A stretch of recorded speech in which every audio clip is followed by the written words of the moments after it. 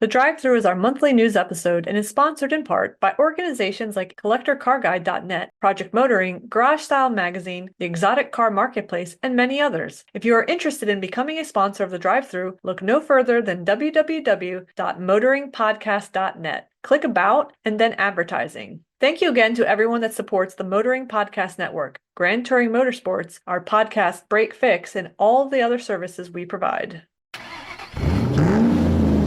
2025 is our year. 100%. Let's send it. Welcome to Drive-Thru episode number 53. This is our monthly recap where we put together a menu of automotive, motorsport, and random car adjacent news that's meant to be slightly entertaining. Now let's pull up to window number 1 for some automotive news. We're back. We got to find a song for this. We already did the Mac. Can't do Welcome Back, Cotter. So what's another comeback song, Brad? Isn't there like Back in a New York Minute or something like that? So that's an oldie though. There's another one. Backstreet's Back Again. We can't do that. No, AC/DC Back in Black. Oh yeah. Is that PC enough? I don't know. I don't know. Tell me why we don't get any cool cars. Tell me why. We're back. Episode 53. A little older, a little wiser, a little better looking. Are you sure about that? We've got faces for radio. I mean, come on now.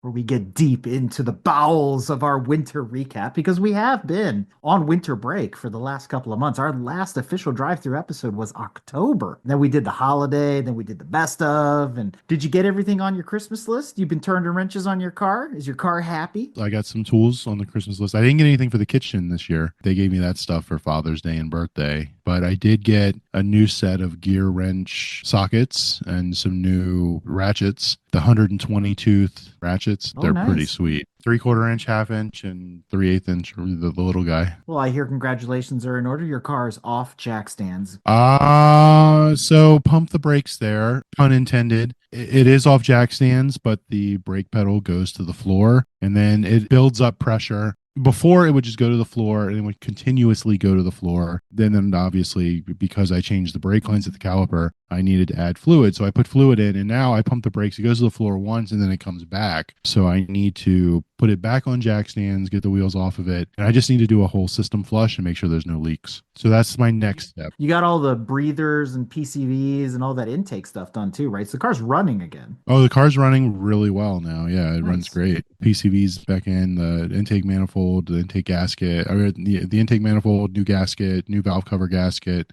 new plugs, new coils, all back together now, and all the suspension stuff. It still just needs a brake flush and Starting to sound like a Bubba Gump commercial there. Fried shrimp, boiled shrimp. control arms, upper control arms, lower control arms, rear control arms, front control arms. Well, the reason I bring it up is non-car enthusiasts would be like, Brad, throw that decrepit old car into trash. You need to buy something new. If I could afford to, I would, but this old piece of shit isn't worth anything to anybody else but me. In the words of, anybody that's been married for a really long time, it's cheaper to keep her. That leads us right into our showcase. And that's why I brought it up, because a lot of us at GTM headquarters have older cars that we cherish and we adore and we continue to turn wrenches on. And you look at the stickers on these new cars and you're like, I don't get it. As we've talked about many times over, the newest car we have is a 2019. 6 years ago now, that was expensive. Looking at the prices today, it's like everything's doubled. And I know you love this when I bring it up that the 2025 car buying season started in August of 2024. Oh, stupid. We are halfway into the 2025 sales season and things are not looking good at all. There's a lot of the sky is falling, the end is nigh, it's the end of the world, there's going to be a car market collapse, the industry is imploding. I used to be on that train the first year they started talking about it, but now we're in like year 5 or 6 of them talking about the car bubble bursting. I haven't seen it yet. I will say I work in finance. I work for a financial institution. I do see delinquency and collection numbers and charge-off numbers and stuff like that. It's actually a big part of my job. And our auto loans delinquencies have gone up slightly, but nothing like what has been predicted. I will say the repo men that we have that we contract with are very, very busy. And the lead times on picking up these vehicles has gone from like within 30 days to like within 90 to 120 days. They are very busy collecting these vehicles, but maybe it's just because we didn't do any type of predatory lending. We're not in that trouble. Well, there's a whole lot of that going on because these cars have gotten to the point where you're making mortgage payments on them. They're so expensive. The video that we have in our showcase that kind of set the whole tone for this month, done by a YouTuber, and he's apparently done shorter versions of this same thing throughout the year. And I feel like this was a compilation video because it was very stitched together and he was kind of repetitive, but very thorough, very informative, and very interesting. He went to actual dealerships and he started walking up and down the lots and looking at the markups, looking at the prices, how many trucks and cars were still left on the lot. I felt like he was doing an audition for CBS Evening News because he's got this very Tom Brokaw way of speaking, and it was very clean and everything. And so it got me thinking because there's other articles that have been floating around during the winter break about the market and these companies that are merging and CEOs that are just stepping out unannounced and whatnot. So I want to take a deeper dive and see if the sky is really falling on this. So I recommend everybody watch this first video by Untamed Motors. So again, he's got a whole series of these. You know, I saw another video. Actually, it was quite popular on Instagram. Somebody at a car dealership was going around, I think he was a salesperson at the dealership, and asking the other salespeople what they were paying on their cars. And keep in mind, they work at the dealership. They probably get pretty decent pricing and maybe even pretty decent financial terms. 96-month loans. Every single person's loan payment was 4 digits. Good. Can you imagine? No, like you were saying, that's some people's rent and it's some people's, mortgage payments. But I mean, in this day and age where people are paying $2,000 for a cell phone, I'm not totally surprised, but still, it's just ridiculous the amount of money people pay for these cars. Right. And not to get into a political debate or a discussion about, world economics and inflation and all this, all the bills are going up. And actually, Untamed talks about that. He's like, insurance is going up and electricity is going up and this is going up and everything's getting more expensive. And obviously, the paychecks are all staying the same. The weird part is, you got the dealer markups, which we've talked about, destination, all this bullshit that they add to the price of the car. And you look at an F-150, best-selling vehicle in the world, as we've reported before, when he goes up and down the line at the dealership. I don't know the difference of the trim packages. I'm just not that into it, nor do I really care. But the point is, entry-level F-150, I'm sure you can get the 2-seat, no cab, long bed, basic work truck for $35, and that's the argument people are going to make. But that's not what people are buying. People are buying these as family haulers, and then there are the folks that just use them for work. And when you look at the price spectrum, they're anywhere from $50 to over $100,000 for an F-150. Let's not even talk about the Rams and the Chevys and the Dodges and all the other trucks that are out there. And it's like these vehicles are designed for all of us.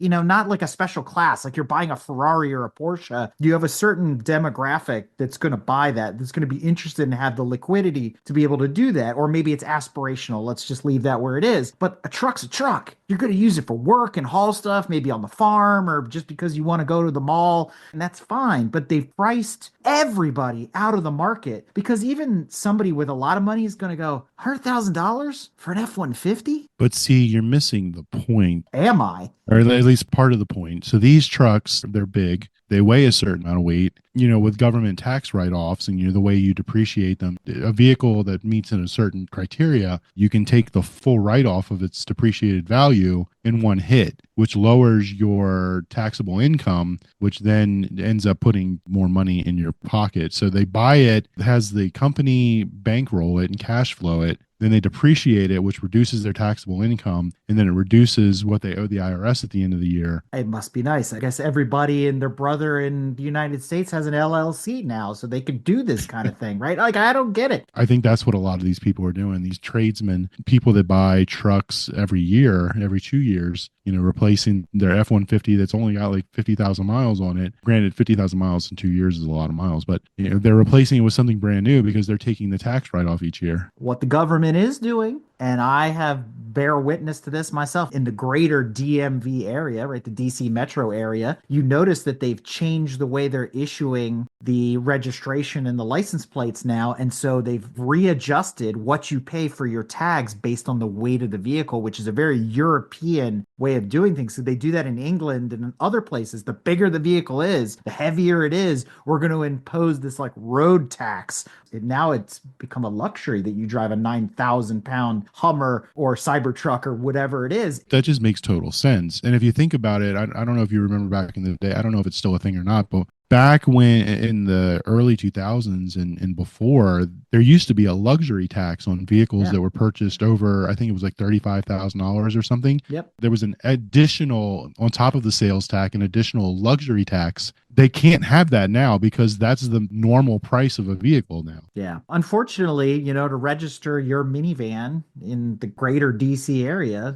get ready to fork over $600 when it used to be $150. It's absolutely insane what they're doing. And so every time we turn around, it's getting worse. Insurance is going up, cost of cars are going up. And then the funny part about what Untamed was talking about, he goes, the used market was crazy during COVID. We know that, but actually that has sort of right-sized itself. And he was talking about, here's a XYZ Expedition with the Black Knight Mohawk package that it comes with and like all these bells and whistles. And he's like, I bought the exact same truck used, 2 years old, and it's like a third the price, the sticker price on the dealer lot. He's like, just buy one used. I would do that too, especially if something low mileage or whatever. But it's insane. The people that are taking out these 6, 7, 8+ year loans on $100,000 truck, and the stupid thing is only worth a third. They're only thinking about the cash flow. Can I afford the monthly payment? It's absolutely insane. Some of these other ones on here, and we're going to go through some of the major manufacturers that are sort of in this mess and have gotten themselves into a pickle. One of them being Ford. And the headline reads, Ford EVs struggle to continue in this rapidly deteriorating market conditions. Oh, again, the sky is falling. Let's be real. Who wants an F-150 Lightning? Raise your hand.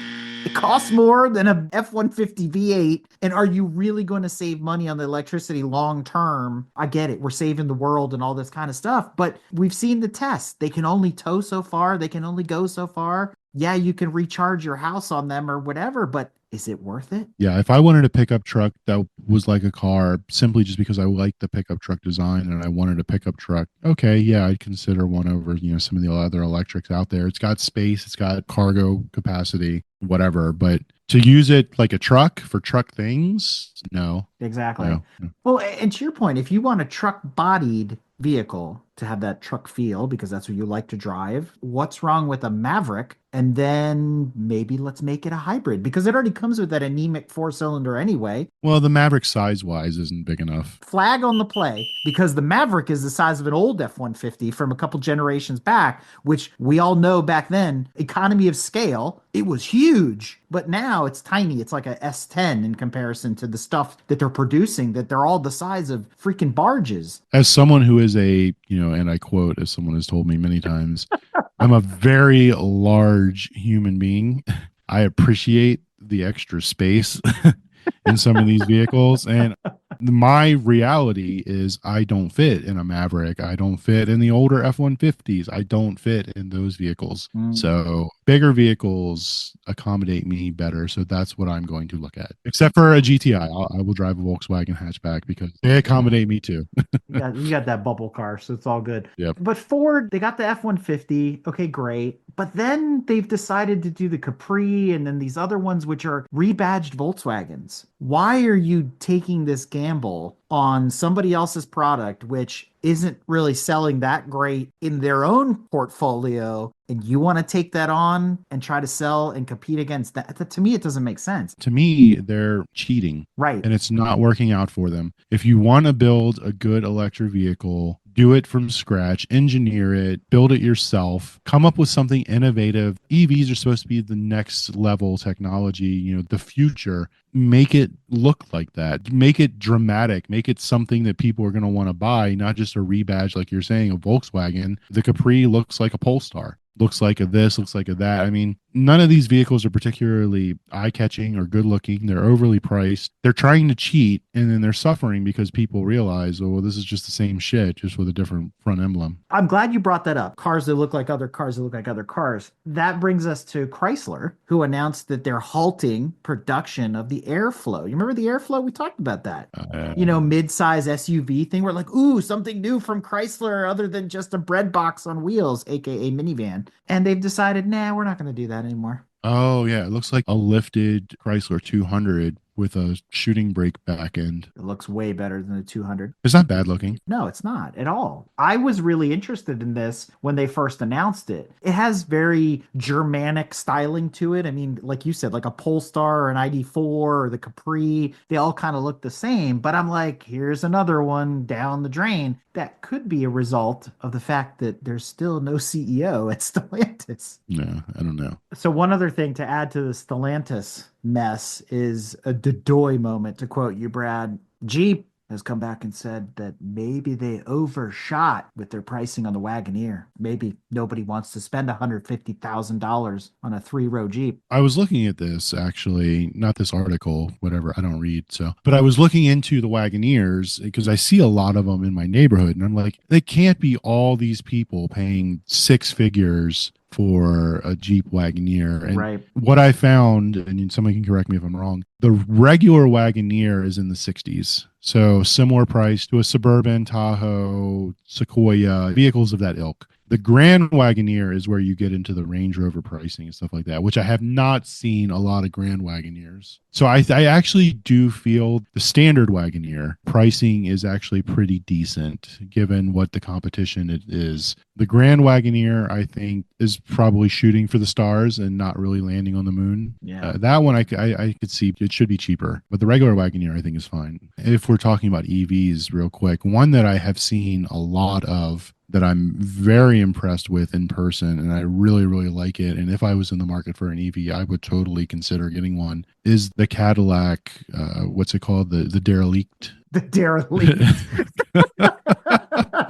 The Lyriq. I've seen several of them in person, and I think they are awesome looking. I love the weird, quirky Citroen styling. That they do have like a very classic French styling, and I just think they're really awesome looking cars for the EV market. Different, that's for sure. I mean, not everything has to look like it came out of the Jetsons. All the stuff that Toyota's producing, where you're just like, can you just make it look normal and then put an electric power plant in it? I don't know why nobody's caught on to that. But speaking of Toyota, a company that we've talked about multiple times that doesn't have, but whatever that BR4X RAV4 electric thing that they came out with just to say they have an all electric, they bet the farm on hybrids. New CARB rules have gone into effect where by 2026, so we're talking next year, well, actually this summer, if we go by sales, right? So by August, September of this year, when they're producing 2026 models that have to comply with the new CARB 2 rules, California and the 12 or 13 other states out of our great 50 states here in America that abide by the CARB rules are saying not practically zero emissions or, all the PZEV and PHEV and all those acronyms that are out there. They're talking ZEV, zero emissions vehicles, earlier than expected. And Toyota's like, dude, what? This is impossible. There's no way. As a Toyota person, I've got 2 Toyotas in my fleet. I love my Tundra. It's been flawless for the last 7 years, and I'm expecting the van to be very similar. Anybody that's got a new Tundra or a new Tacoma will tell you Toyota is looking at a bunch of recalls and issues like with major components, like the Tundra's twin turbo motor is blowing up and grenading themselves. The Tacoma's transmissions are grenading themselves. Toyota can't really afford to invest in the EV market right now because they've got to fix all the issues that they have with these trucks. No, they got to pay for Gazoo Racing to go to Formula One. Well, yeah, let's talk about that for a minute. How much is that going to cost? Come on. I don't know. Well, I guess they're hoping that, if they get the constructors championships or points from that, More people are going to buy Tundras? Come on. I mean, And even the price of Tundras has gone up a lot. Like they're 60, 70 plus $1,000 when they were the more reasonable buy, but you had to convince somebody not to buy a Ford or a Chevy. It's like, dude, look at the Toyota. Like, seriously, look at a Toyota. And now they're just as expensive. as someone who actually went through that exact scenario, when I was looking for a truck, I was looking at the Ford, the Chevy, and the Toyota. The Fords and the Chevys consistently priced in the 50s. And then even with the $10,000 that the dealerships were throwing back at people in rebates and stuff, just for fun, it seemed like you go in, you never pay sticker because it comes back with a $10,000 rebate. I still got the Toyota for mid 30s. And it does everything that I needed to do. It did everything the Ford and the Chevy did, and I've had it for 7 years with zero problems. We've been talking about pickup trucks a bit because they are some of the best-selling vehicles in the US. And we've mentioned Ford, we've mentioned Chevy, we mentioned Dodge Rams, or just Ram now, and then the Toyota Tundra. But we forgot one, right? Another manufacturer of full-size pickup trucks, Nissan. We didn't forget Nissan. Nissan forgot themselves. I think Nissan forgot everything.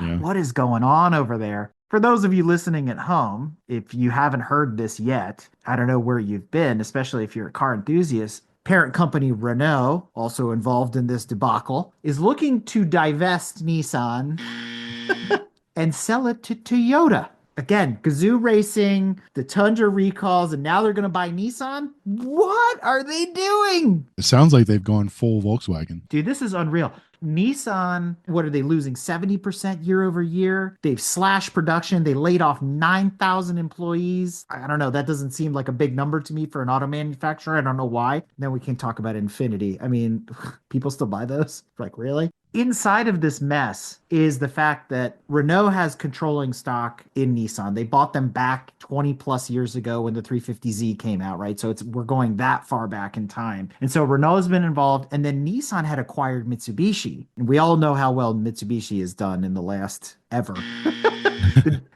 So the DSM days are long gone. Oh my God. And talking about Mitsubishi, they haven't made a cool car since the Evo. When did that stop production? Like 2012, Yeah. 2015, somewhere around 15 there? years ago. Well, they make that Lancer Cross, whatever the hell that thing CUV is. It's awful. I reiterate, they haven't made any cool cars in a really long time. But that being said, Nissan's like this money pit. And we talked about it before, how exciting it was when the 400, which again, the Z, a lot of people just call it the Z, but let's call it the 400. The Zaltima? So the Z was coming out and it's like bargain basement price and still nobody bought them. And we spotted one over the holidays. My wife was like, what is that? And I said, that's the Z. That's the car I kept talking about. That's the car I am still interested in purchasing, but I don't think you can get one if you tried. And at this point, Nissan's probably fire sailing those cars if they do have any of them. Are they fire sealing them or can you not find them? If you're interested in buying a 400Z, then I think you should. I think we need a segment where Eric talks about how he's going to try and buy a 400Z, and then we want to hear ventures of buying the Z.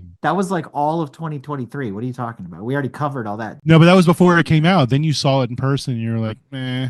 That front end, yeah, whatever. We'll get into that. Maybe I am speaking out of both sides a little bit, but my point is this. They struck gold with the fact it's a twin turbo, 6-cylinder, proper Grand Tour, because I can't call it a sports car because we saw all the tests and how it all panned out against the Supra and everything else. It's a nice car. And for 50 grand, compared to a lot of other things you can buy for 50 grand, if you're an enthusiast, it's like, don't walk, run to the Nissan dealership and buy one. But here's the deal. They're losing money hand over fist. As Tanya has always said, they just make one car. It's the Altima, and they stretch it and they crunch it and they elongate it and all those kinds of things. Toyota's like, yeah, bruh, we're going to bring you on board, but there's a couple stipulations. And this is where I started laughing because I'm digging into these articles. And Toyota's like, all right, Nissan, we'll bring you in to the family if you can make yourself profitable by 2026. How? They haven't been freaking profitable forever. What they need to do is change the name from Nissan to Altima Motor Company. Go back to Datsun. And just, yeah, everything's an Altima. And then, yeah, they just rebrand every car to Altima, the Altima Sport, the Altima Touring, the Altima Econ. And we know some people that had Titans, the big Nissan full-size pickup that competes with everything else. And it couldn't compete with everything else. And they had transmission issues. But like you're talking about with Toyota. I'm going to call BS, but I'm going to reserve the right to keep my opinions to myself about that particular issue. But that particular truck at this time, I have a feeling I know where you're going with that. there's a lot of lead. Yeah, what did Jeremy Clarkson say about fuel economy? It's all about how you use the right pedal. Yeah. Same kind of thing. Yeah. The sky continues to fall. Prices are out of control. We've got cars still sitting on dealership lots because chips or whatever. Cars are sitting on dealer lots because they're too freaking expensive. Nissan's in dire straits. Toyota, they got their own issues and doing Formula One and everything else. And then Volkswagen. Oh boy, Volkswagen, our favorite, our absolute favorite. And the CEO from the US decided during winter break, he just quit. I'm done. And I was reading into it, and it wasn't like when they got rid of the guy that designed the ID Buzz. They're just like, yeah, we're done with you. Nope. They're just like, this guy just left. That's it. On his own recognizance, he just quit. So then they took the guy who was the head of HR for Volkswagen of America, put him in charge until like December. And now the new head of VW USA is the former CEO of Porsche North America. And he was in that role in 2020, so the beginning of COVID. And then he left and went to Rivian. And then he left Rivian in 2023. So now the guy that was in charge of Porsche North America is in charge of Volkswagen North America. I don't think it's going to make a damn bit of difference because the ID Buzz is still $63,000. Can you imagine? A Volkswagen minivan, $63,000. I mean, it's on par with other electrics out there, isn't it? Isn't the pricing on par with what electric cars are costing? That thing should be 40 grand and a hybrid, but I'll leave that part where it is. I agree. So right now, if the van is 63 grand, that is the most expensive Volkswagen in the fleet. I guess it is. I guess it would be. So the ID Buzz is Volkswagen's flagship. That's what they're hanging their hat on right now, is that two-tone bread box. Something tells me the VW bus in the 60s was not the flagship of VW. Oh, you don't say. Where's the Beetle again? It's still being produced in Mexico. So the Passat's gone. They don't make a wagon anymore of any kind. I don't even count the All-Track. I think those are all leftover anyway. So then Golf is sort of still around. The Golf R, we went into that whole debate last year. So if the Golf R is not the flagship, the hot hatch, the van is. So we've talked about how the Golf was going to be over $40,000 and you guys were like, no, there's no way.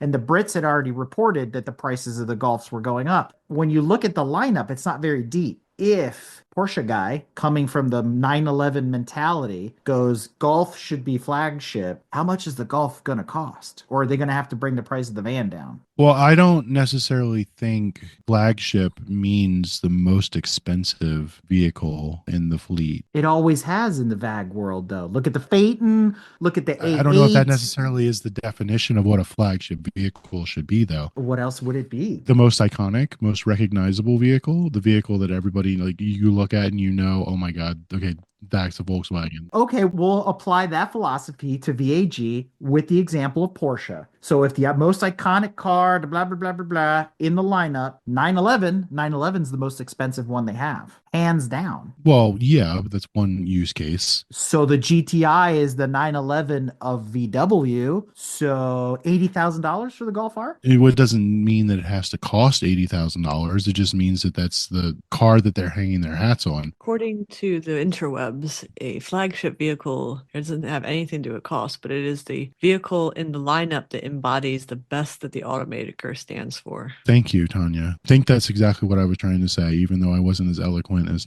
Tanya was. They're usually high performance models, which can translate to cost. Of course, you're paying for the technology and the engineering. The design is striking, usually, or expressive. They usually have better technology in them.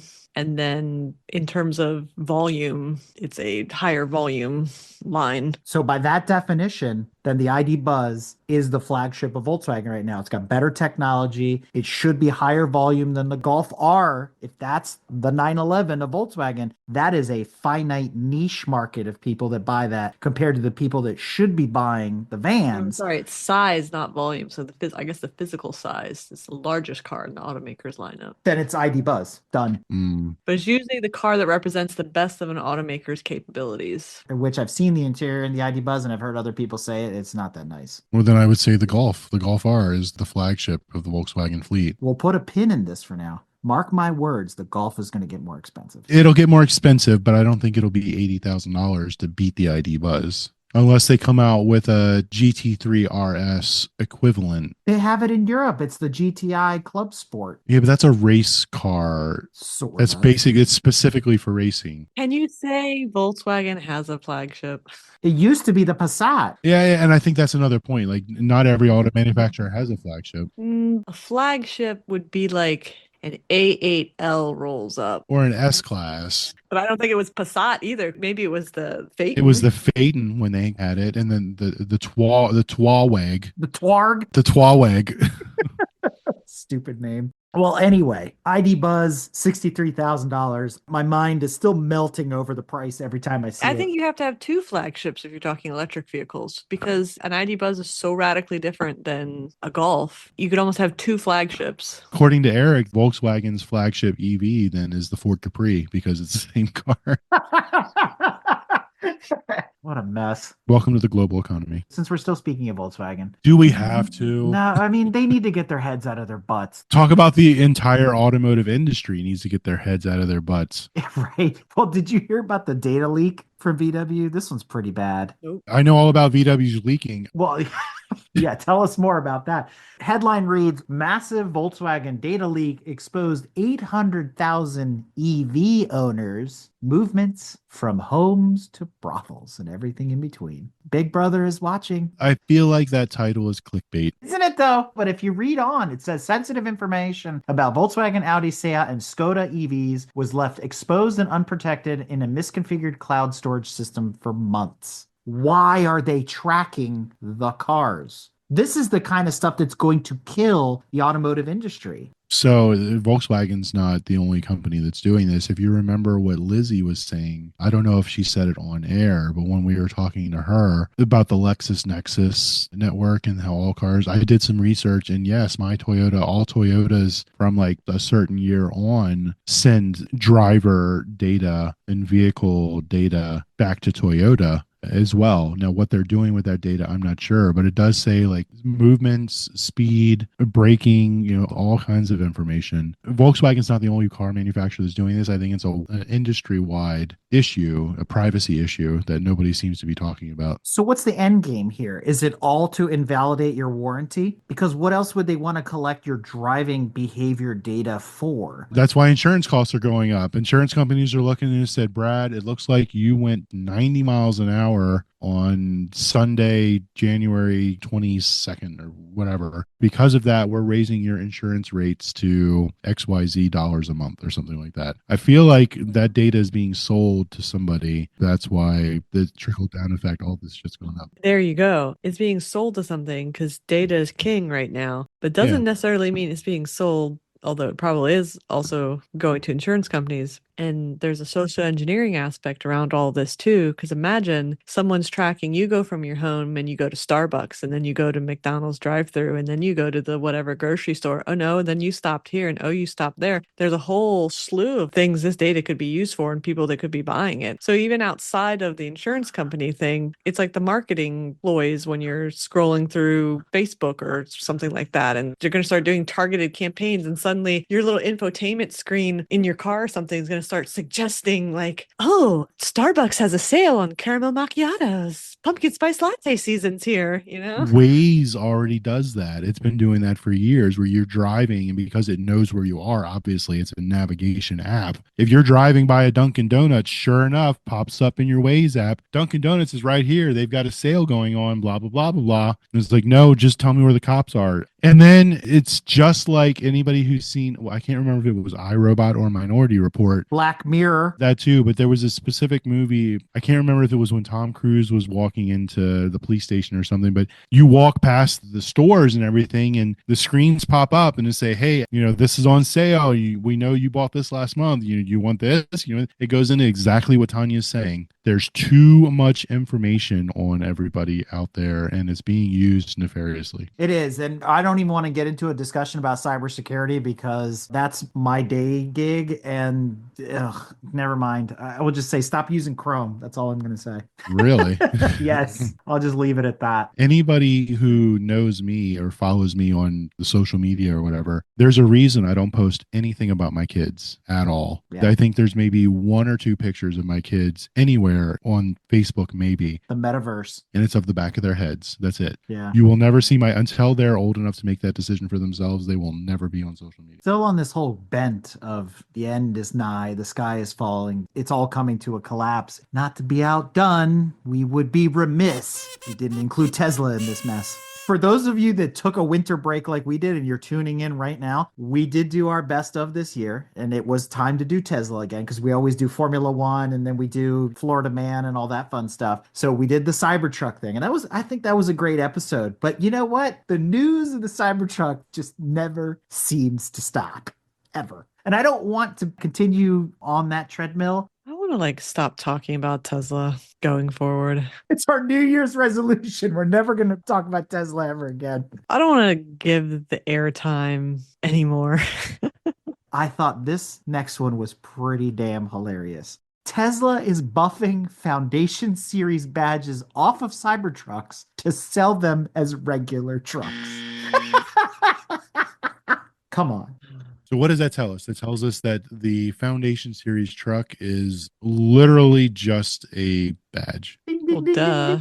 You paid for early adopter badge engineering. Yep. That vinyl that they put on there, it says Foundation. Ooh, that's terrible. And at the same time, Tanya, you were telling me about this, diverting people and personnel and resources and things to other parts of the Tesla line. Like Cybertruck sales are down. They can't sell them. The markups that people were buying them and trying to sell them for over $100,000, that's all falling flat on people's faces. Glad I didn't buy one of those stupid things. Right. And then the sales are down. And so they're going, okay, well, people are still interested in the Model Y. So we'll make more Model Ys now. I do see a lot more Model Ys on the road than anything else. I've gotten used to the way they look too. They're not that bad. So I had a very similar thought, and I was even talking to my wife about it. And I was like, if the Model Y was made by anybody else, I would actually consider picking one up. Well, I mean, it looks like Volkswagen's Capri or an Airflow, so they're all the same. Yeah, it looks like a Ford, Chevrolet, Volkswagen. So at the end of the day, here we are. All these manufacturers are having issues. A lot of manufacturers have bet the farm on EV. EV sales are down. Tesla is just one example of that, but you're seeing it across the board. We said it once, we said it 100 times. They needed to go hybrid. They needed to follow Toyota's lead. But Toyota was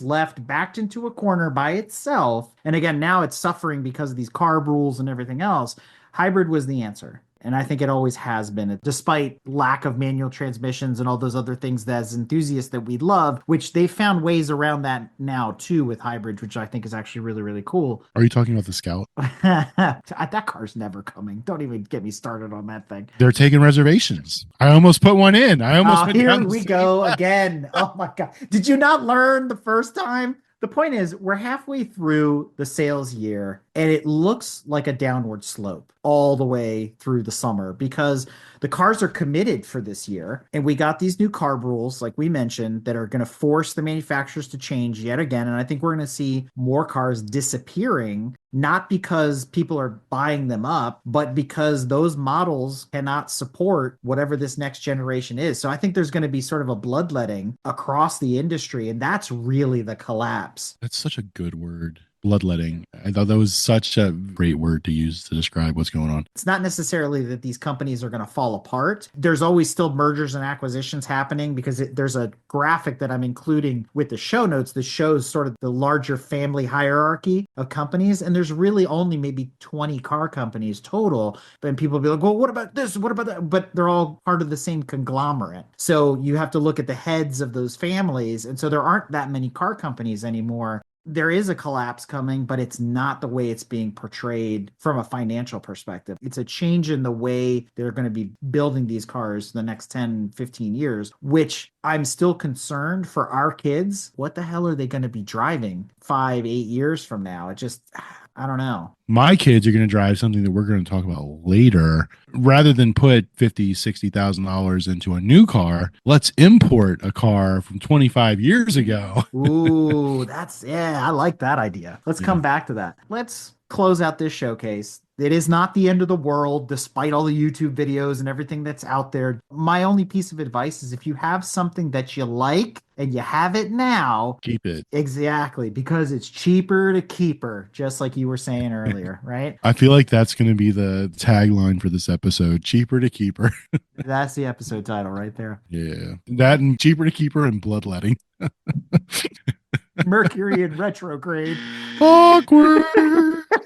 So let's get back to our regularly scheduled ranting and raving. We got to go back to Volkswagen for a minute because I want to play the sad trombone. I want to play taps here because 34 years of awesomeness have come to a conclusion. The final VR6 was assembled and rolled off out of the factory. Was it an ID Buzz? No, it was in an Atlas. I'm very sad about this because the VR6, okay, well, Volkswagen fanboy, propeller head, meh, it is one of the coolest engines ever engineered. Go research it. We wrote an article about this a couple of years ago about the VR and the W, and it is an engineering masterpiece to put a 6-cylinder in the space of a 4 and make the kind of power that they were making and continue to expand the displacement without losing any geometry in any space to the point where 3.6 liters in something that's the size of a 4-banger making 300 plus horsepower naturally aspirated with a sound that is unlike anything else. It's a sad day for enthusiasts that the VR6 is gone. But the upside of that is there's plenty of spares out there because they made millions of VR6s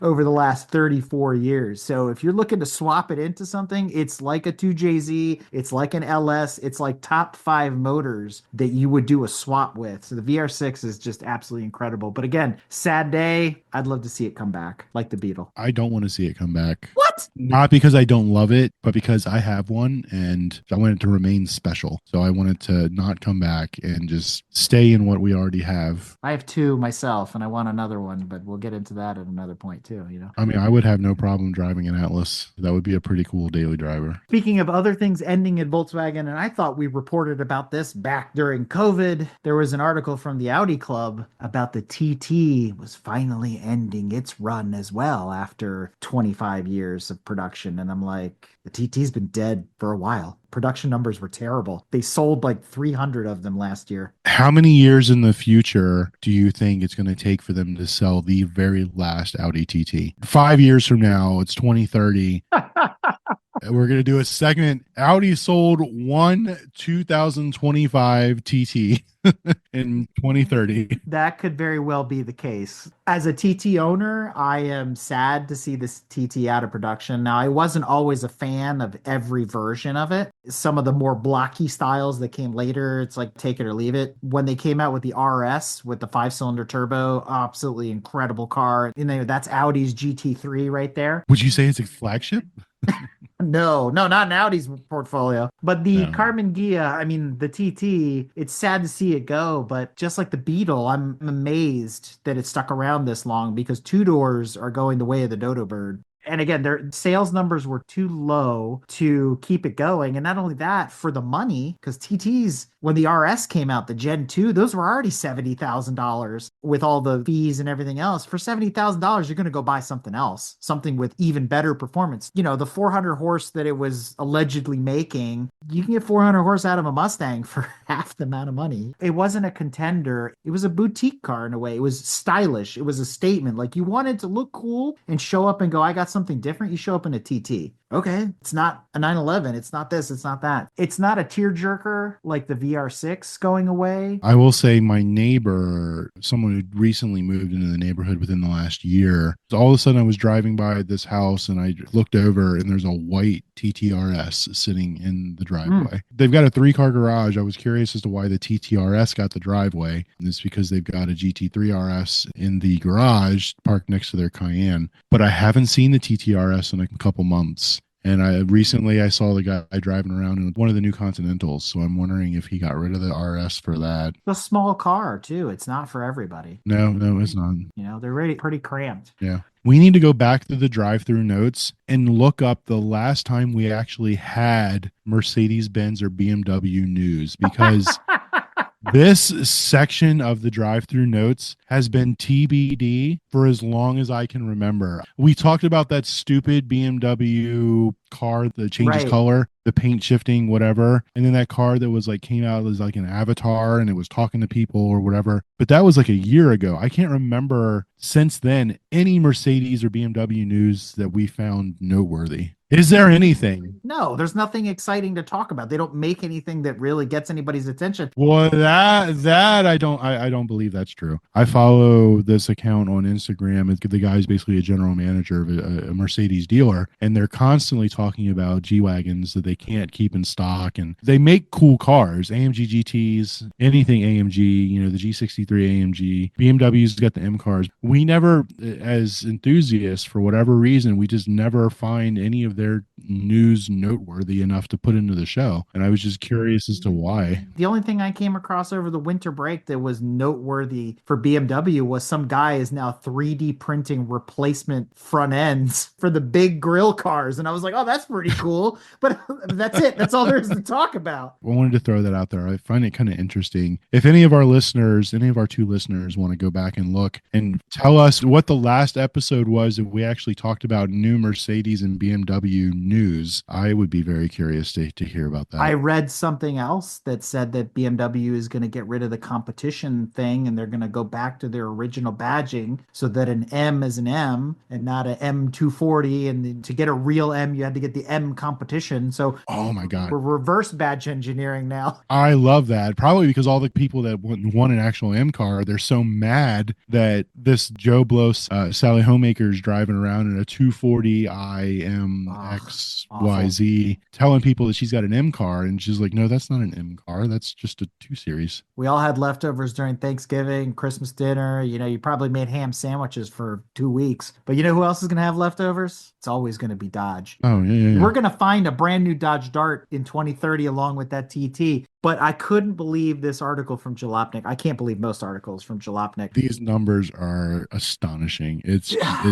crazy. So enlighten us, Brad. The article reads, Stellantis sold over 78,000 cars, and their production ended before 2024. Zombie cars. Dead cars, not to be confused with like the zombie race teams. You know, the zombie cars in NASCAR or whatever is completely different. But yeah, the cars production ended before 2024, and yet they still sold these cars in 2024. And it's 43% of their sales. Ridiculous. Our old Dodge Darts. Look, oh my God, yes, this is amazing. 1 Dodge Dart was sold. We reported on that Dodge Dart. 2 Dodge Caravans, and then 5,295 Chrysler 300s. I don't know who the hell bought those cars. They sold a bunch of Chargers, 1 Viper, and then they're throwing the Jeeps in here. What is the Ram ProMaster City? Is that van? Yes, the Ram van. That little like Mercedes Sprinter thing. Ram van. If somebody has a Ram van and they don't have the license plate Ram van, you're doing yourself a disservice. Ram-a-llama ding-dong. Dodge, again, will continue to sell dead zombie cars for the next 100 years. So I'm not really worried about that. But I just think it's hilarious. And it goes back to what we were talking about in the showcase. With all those cars still sitting on dealership lots, I bet you can pick up a brand new 2023 something that hasn't sold yet because it's been sitting there forever. But that's okay. I feel like they should go back and alter the financials for these years. For 2023, they sold 5,295 more cars. They should retroactively go back and fix the financials. Look, our sales are great now. Our business cycle is 5 years. Still wouldn't help Nissan. So doesn't matter. Oh my God, Nissan, yeah. So Chevy's in the news. Continuing on with domestics, they're recalling the Equinox because it's too quiet. Isn't that what we all have been pining for? Isn't that what we all wanted? Were these super quiet, approved by the Swiss government, Hoovermatic whisper EVs? Like now we're recalling them because they're too quiet? Did it say in what direction it's too quiet? It says a specific alert sound for the driver is too quiet and the drivers aren't able to hear it. You know what really grinds my, this really pisses me off, okay? The sound for the pedestrian alert is too quiet. You know what other thing alert? You know what else alerts you to pedestrians? Your fucking eyes. Or the pedestrian screaming, no! This is an alert for the driver to know that there's a pedestrian, not for the pedestrian to know that they're being stalked from behind like a mountain lion in the woods. I don't know. I just read the beginning of the. I think it's both because I read that the vehicle was too quiet. So it's like the silent killer. Okay, yeah. So the pedestrians can't hear him. You know, I don't care. Pedestrians, here's a public service announcement for you. Stop walking in the road. Take some personal accountability. If you see a car coming, don't step out into the road. I went to a South American country. Seeing how drivers treat pedestrians in another country is wild compared to what goes on here in the US. I mean, here we cater to the pedestrians so much. Stop signs everywhere, crosswalks everywhere. When I went to Bolivia, after that, you're lucky if you don't get hit. You're standing on the sidewalk the way those people drive. So take some personal accountability, have some situational awareness, look around, head on a swivel, and don't get hit by a freaking car. Why must you continue to curse in church? Why? We're just going to go down a rabbit hole with this. So let's go down a different one. Let's keep instead. going. Let's peel back this onion. Let's see where it leads. This could be good radio. We have some two-wheeled news. Yes, so in the motorcycle world, the groundbreaking, trailblazing first female road motorcycle racer, motocross racer, and a bunch of other accolades, recently inducted into Hall of Fame, Mary McGee, passed away at the age of 87. A sad day. I want a VR6 as my tombstone. I'm just saying. If you don't pay attention when you're walking down the road, it might be your tombstone. It might be right on top of you. What is a VR6 tombstone? Is that like 6 tombstones in a V? Narrow angled tombstones.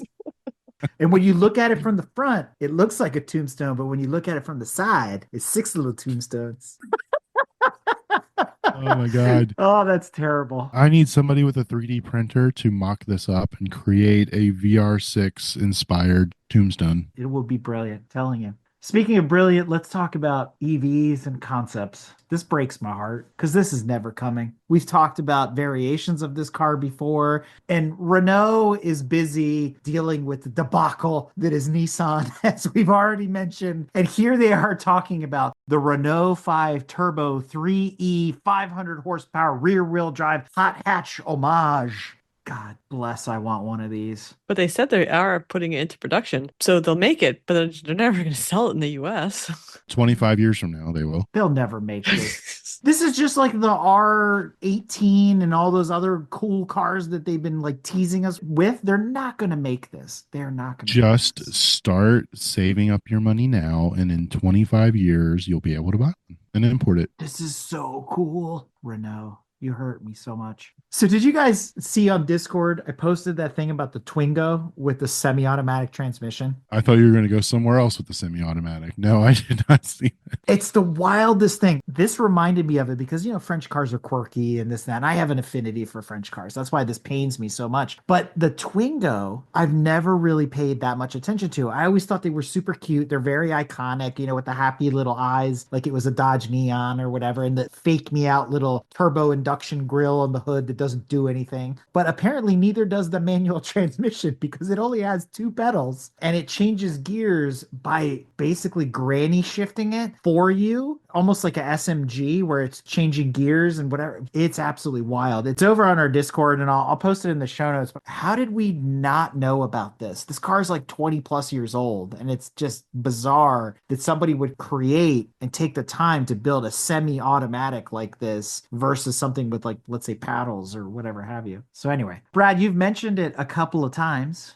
talking about waiting for cars to get older and importing those cars. And you were talking about how your kids are going to drive something older. I've been thinking about that myself. One of our favorite internet influencers, I'm going to be nice about this, straightening up my tie as I say it. It was a real challenge listening to him talk in the video. I swear he's on something. It was really hard. It was bad because I'm so used to James Humphrey just screaming the entire time, right? Up to speed!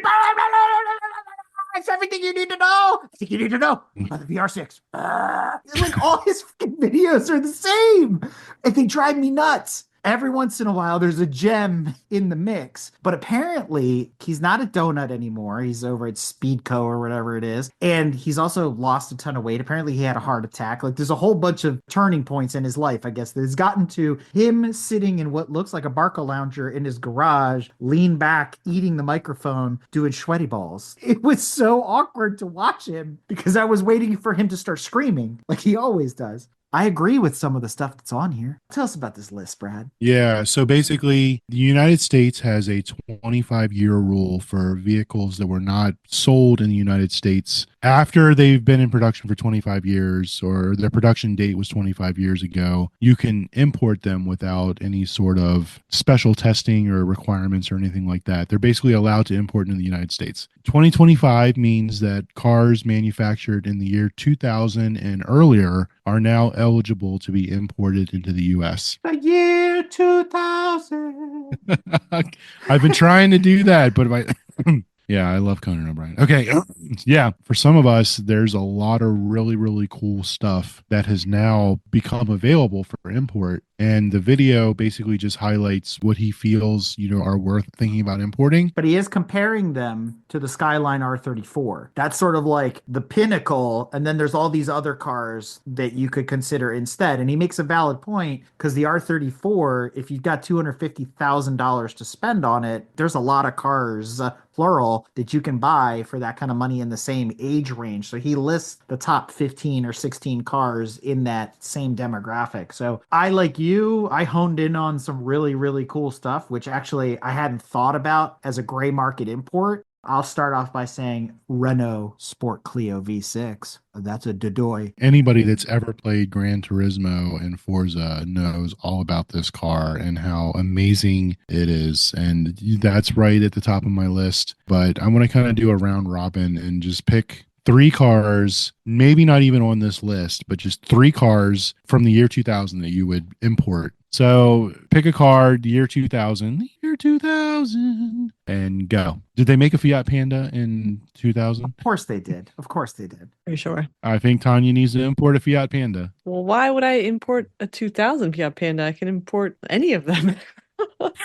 That's true. Get the OG for cheaper. All right. So who wants to go first? I'm going to stick to the list because I really honed in on these cars because then I have to really rack my brain about non-US availability cars from the year 2000. And that's an even wider catalog. And there's some stuff in there people are going to be like, what? I feel like we need a What Should I Buy episode Oh, of just course. for this particular topic. What should I buy? Gray market is definitely coming. Not red light district, gray market. Yeah. So let's just stick to this list right off the bat. I mean, I think we all agree on the Clio Sport. We'll just say, okay, that's a given. But if I got to pick 3 more off of this list, No, you got to pick 2 more. well, we all agreed on the Clio Sport. Then that's everybody's one. No, that's your hall pass. We are all getting a Clio Sport and then 3 other cars. So what are the other 3? I agree with these terms. Okay. All right. Working backwards, I really like the Vauxhall VX220. I think that's cool because that's a really cheap Elise and that's a good deal. That's good value for money. I would also go with the VR6 VW Caravelle, which is the successor to the Eurovan with a stick shift because I like vans and I like VR6s and boom, done. And then a 3-way tie for me between the Gen 1 Audi S3, which is a Mark IV GTI with Quattro, the Seat Cupra, which is a Mark IV Golf with Quattro, and the Lupo GTI, which is basically a Mark I GTI. Awesome sauce.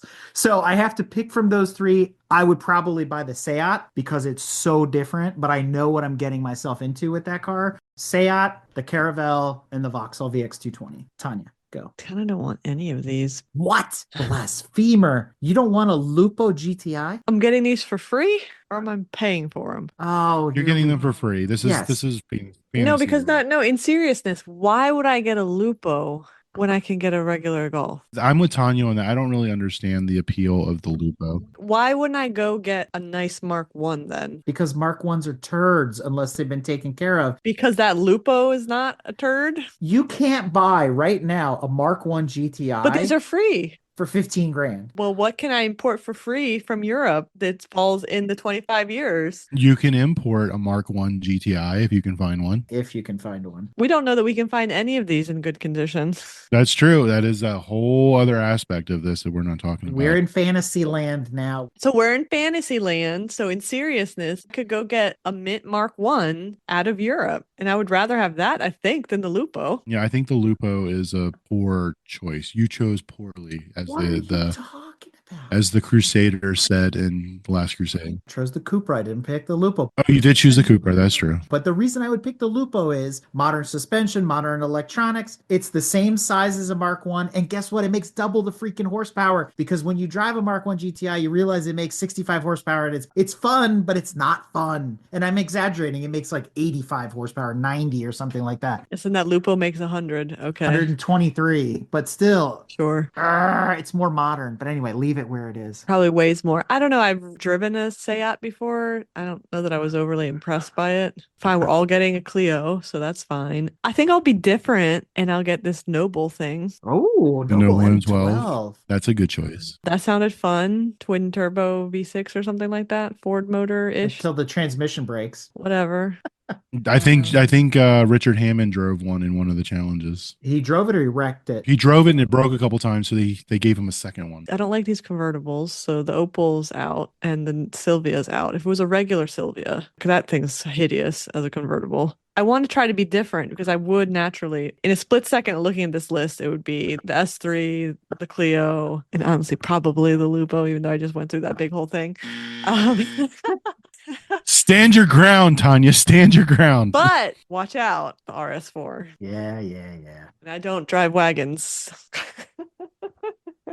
Yeah, too practical. Too practical. Yeah, right? Yeah, you could put extra bags of mulch in a wagon. We wouldn't want that. You only need a finite amount of mulch. Exactly. All right, Brad, you're going to buy every Toyota on this thing, right? No. Oh, okay. Parked next to my Renault Clio Sport, I'm going to have the RS4 Avant. That's a good choice. Solid. I'm going to have the TVR Tuscan Speed 6. I had a feeling. I've loved those cars ever since Gran Turismo, seeing one in the movie Swordfish. They're so interesting looking, and just the fact that they're so insane, the engineering and how they're put together, and they're just stupid cars, and I'm all for stupid cars. And then I've got to go with the Holden Maloo. Yeah, you got to get your redneck on. That's a crook. Yeah, and then Tanya and I can have a competition about who can haul more mulch. You can definitely haul it faster. Oh yeah. Oh yeah. Yeah, the Maloo is a good choice. I'm glad he went to Australia too, because there is some cool stuff in that direction as well. Back in 2000, 2001, 2002, when I was a bank teller, so all I did was look at cars online. I was on the Holden website all the time trying to figure out how the hell do I get this car into the US. Turns out I just had to wait 25 years, but that would definitely be on my list. Well, you mentioned Gran Turismo, and we're talking stuff from 20 years ago. How about this 80-year-old grandma who bought her RX-7 25 years ago because she watched Initial D? So she bought it when she was 55. Yeah. More power to her. I mean, that's awesome. Apparently she's done with it, and she donated the car now. Yeah, she gave up her license. I guess she's 80 years old. And she's 80 years old, so she doesn't need to drive it anymore. But can you imagine? I mean, that's pretty cool. I want her to be my grandma. Good for her. My grandmother gave up her Honda Civic, which was not much to write home about. This is definitely a much cooler car. This is awesome. This is a nice FD. This is really, really nice. I actually feel really bad that she had to give up her license. This is foreshadowing. It's going to happen to all of us at some point. 1000%. We're going to have to hand over the keys to our prized, whatever it is we're driving at the time. And it's going to be a really, really sad day. The next grandma we found. It's not a sad day for her yet. Did you see this? She won a burnout contest with her 57 big block Cadillac. This thing was making the rounds on social media. It was hilarious. Can you imagine your grandma rolls up to the car show and then just starts doing wild burnouts in her Cadillac? True story. My grandmother used to street race, not really street race, but whenever somebody pulled up next to her at a light when she was in her Chrysler Cordoba with that big old V8. I mean, the car weighed really more than my house does, but that big old V8 and everything. And she would rev it up and leave from the light, peeling tires and stuff. She got thumbs up all the time from people when she would do that. So grandmas get crazy out there. You know, I love it. I think we need a new segment. We need to drop Florida Man and we need to pick up Crazy crazy grandmas. grandmas.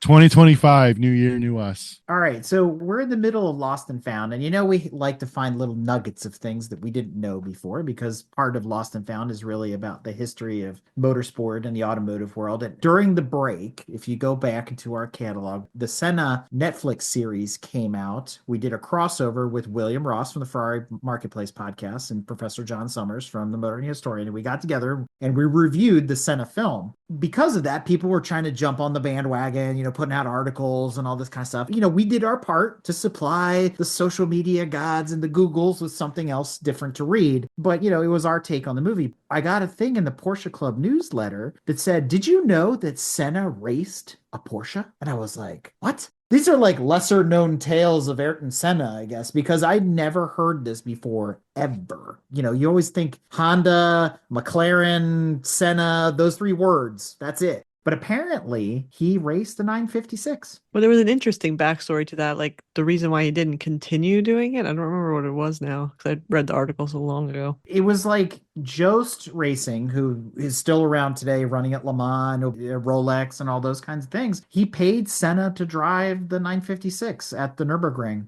It's like, okay, great. And then, I asked Professor Summers about it because Senna is really his thing. And so his only comment was it would be interesting to compare his times with Derek Bell's and Stefan Beloff's since they were the Rothmans works drivers and just see how he did. But from the very little write-up that was here from PCA, it seemed like Senna was king of Formula One, but he wasn't crushing it in GTP. They said he finished 7th and that he crushed his teammates' times, considering this is his first time he gets into a car and he beats the people that drive it on a regular basis. Yeah. That is saying something. And then practice he was 7th and then qualified 7th and then the car broke down in the race. So who knows what he actually would have accomplished. I've always argued that more of the Formula One drivers should do other disciplines of racing. And so, you see that where Senna did the celebrity race with the DTM cars and so the Mercedes and stuff. That's cool. So basically he didn't continue because his aspirations were Formula One. Right, exactly. Yeah, he didn't want to cross discipline. Oh, well, that was fun. What's next?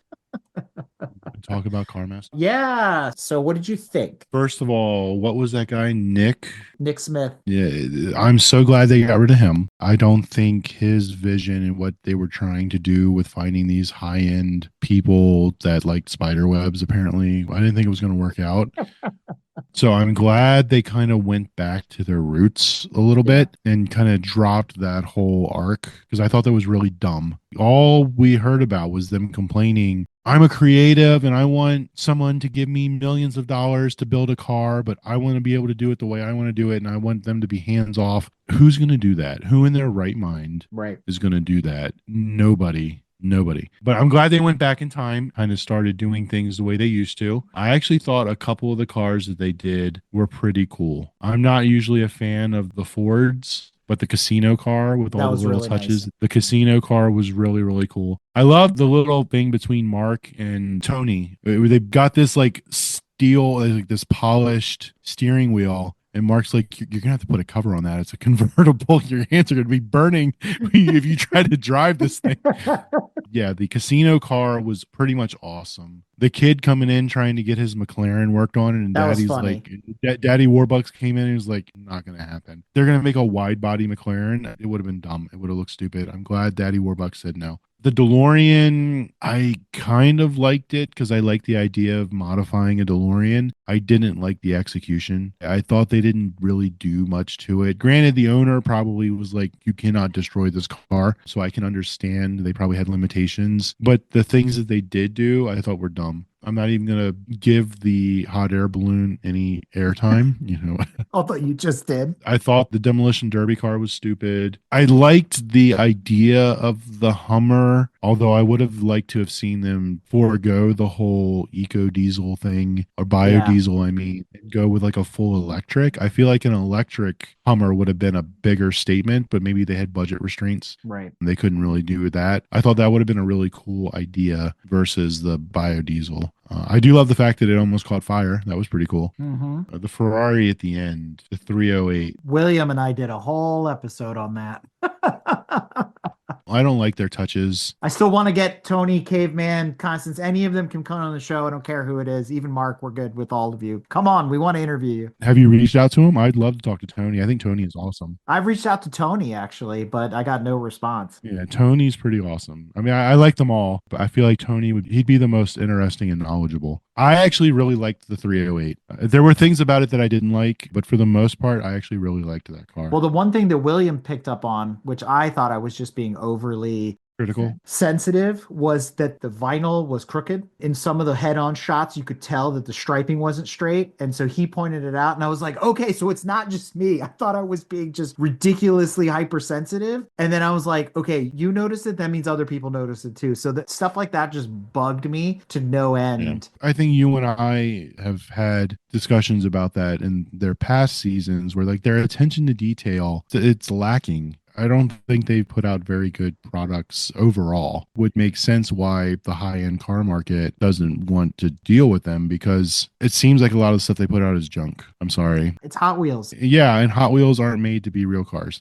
I did really enjoy that car that they made for the museum, that red. The Exner, and then the Futura was fantastic. That thing was gorgeous. But that's all season 1, season 2 stuff where they were really taking their time. Yeah, and then they kind of lost their way and did some weird stuff. That car that they quote unquote designed themselves, where I thought that was an abomination to the automotive industry. For the most part, I liked most of what they did this season. Well, good. And I'm looking forward to the next season. I will continue watching it and I will continue reviewing it because it is entertaining. And unfortunately, my new favorite restoration show, Tex-Mex Motors, because Rabbit died unexpectedly, they had to change the whole format of the show. It's like a whole thing, and they didn't go after the Ferrari, and half of the people aren't there anymore. And I got through maybe the first episode and I was like, nope, not watching this anymore. I'm done. Did you ever watch Fast and Loud? No, but everybody tells me I should. It was good and fun, but it follows the same formula. Oh no, we need to get a car done in 2 weeks and we got to redo the entire thing and fab the whole car, whatever. It's the same formula over and over again. But they did do a salvage Ferrari F40 and they brought it back to life and had it recertified by Ferrari to get a clean title for it. So you might want to go back and watch that. And the guy that was the fabricator on that show, Aaron, he was really, really good fabricator. If you're looking for something else, go back and watch Fast and Loud. Watch what they did with the F40. It actually looks straight up Batmobile. Nice. Well, just when you thought we couldn't talk about them enough. GM? No, we're obviously talking about Mercedes and BMW. So is Tesla a better company than GM? Is that how it goes?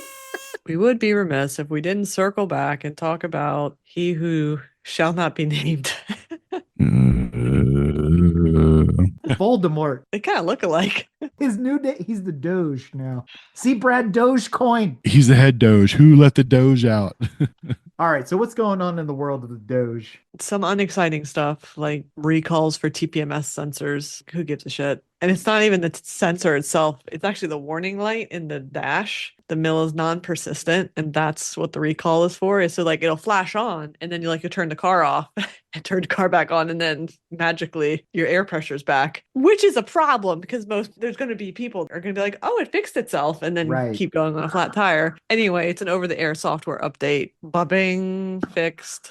And next. It should be really easy for Tesla to do this update because none of these cars have been sold. So they just go around where the lot is and just do the update. Yep. If it's over the air, it's even easier. And this next one has to do with his new best friend, right? Because he's the Doge. So now that Inauguration Day is over, the new administration reportedly wants to end NHTSA requirement for car crashes involving automated systems that have to self-report. This is crap. That's your new soapbox, Tanya. I already calmed myself down because I already went.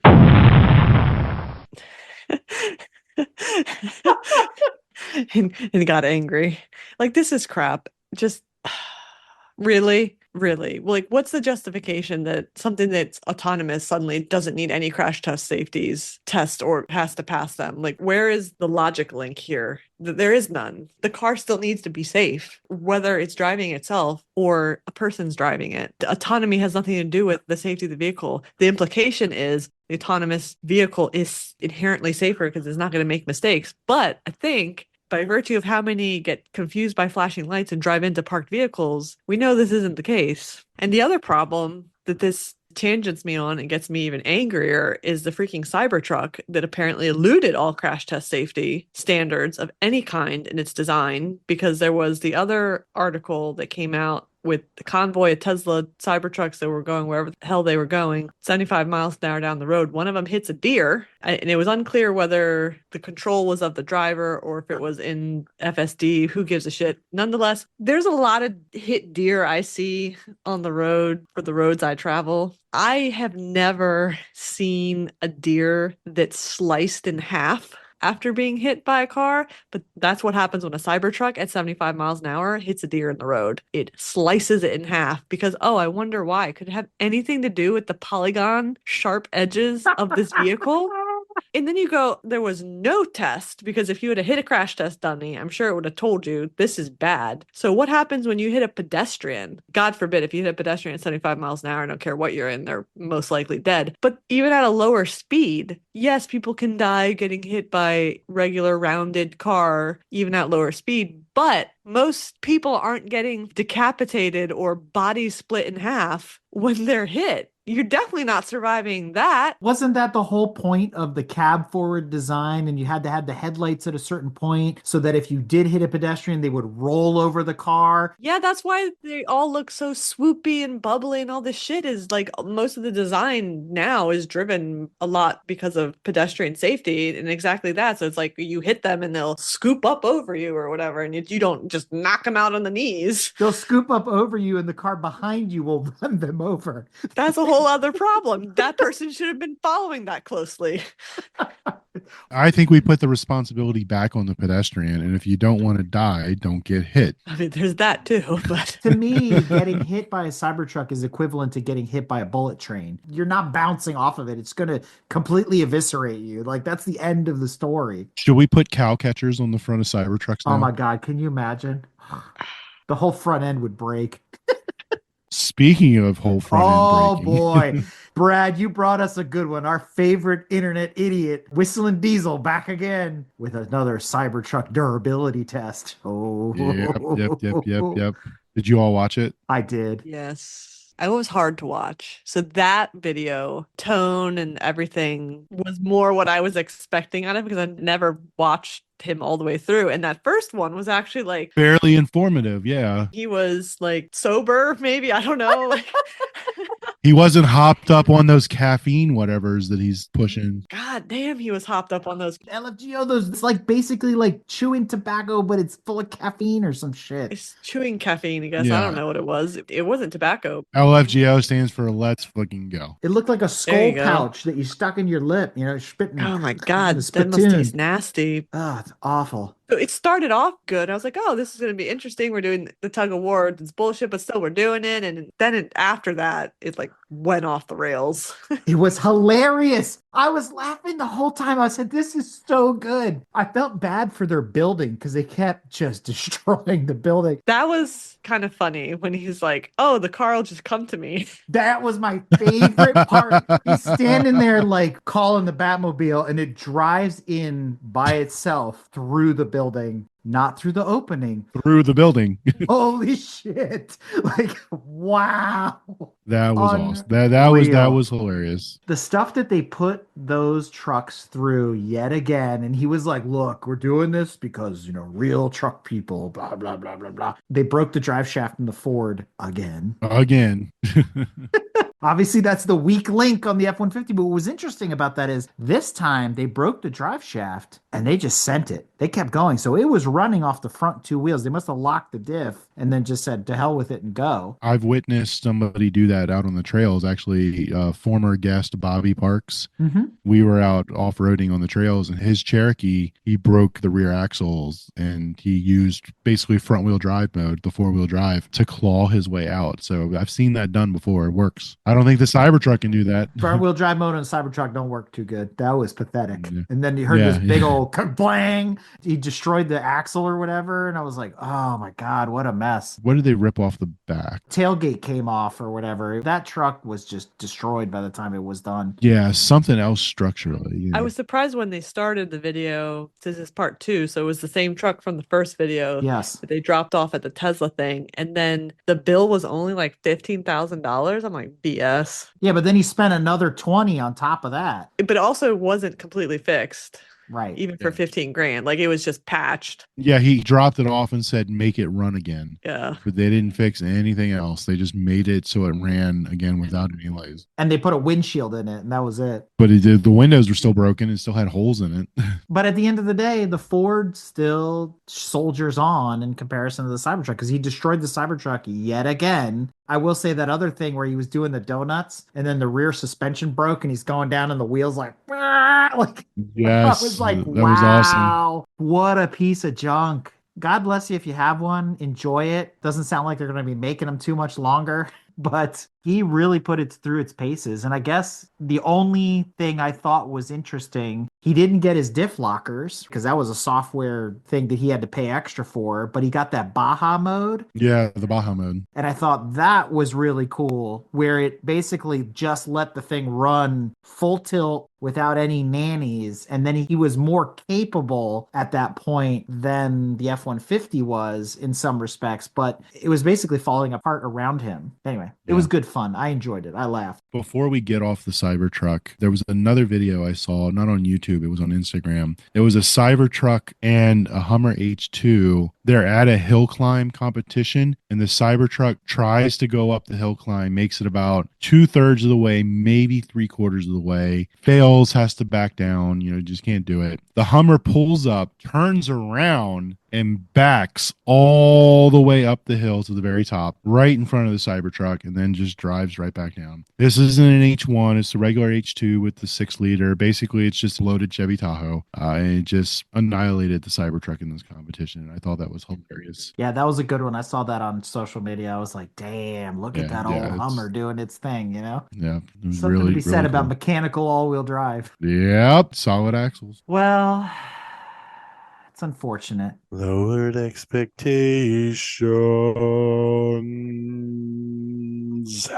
Worse than destroying a Cybertruck, because I don't think we really feel bad about that because we don't like them to begin with. And I thought it was hilarious earlier when I was prepping for this. My daughter walks in, she goes, "Dad, why is that on your screen?" And I said, "What are you talking about?" She goes, "That is the ugliest car I've ever seen." And so I started laughing. And I'm like, oh boy, kids already have an opinion. They don't care about cars, but they know the Cybertruck is ugly. I'm not feeding this to them. This is out of the mouths of babes. All right. But what is unfortunate, we've had not one, but 2 F40s succumb to carnage over the winter break. One of the coolest hypercars ever. Don't let interns drive the car. Who's making these decisions? Who says, I don't know. Let Johnny on the spot take out a $5 million F40, Lando Norris's Ferrari F40, and drive it from here to there on a rainy day? Who thought that was a good idea? The one that was like the highest mileage F40 in existence, who was driving that and what the circumstance was, I have no idea. A service technician was behind the wheel. There you go. Highest mileage F40 in existence means it has like 10,000 miles on it. Apparently, it had 44,000 miles. That's still nothing. I mean, come on. Yeah, but the thing is freaking totaled.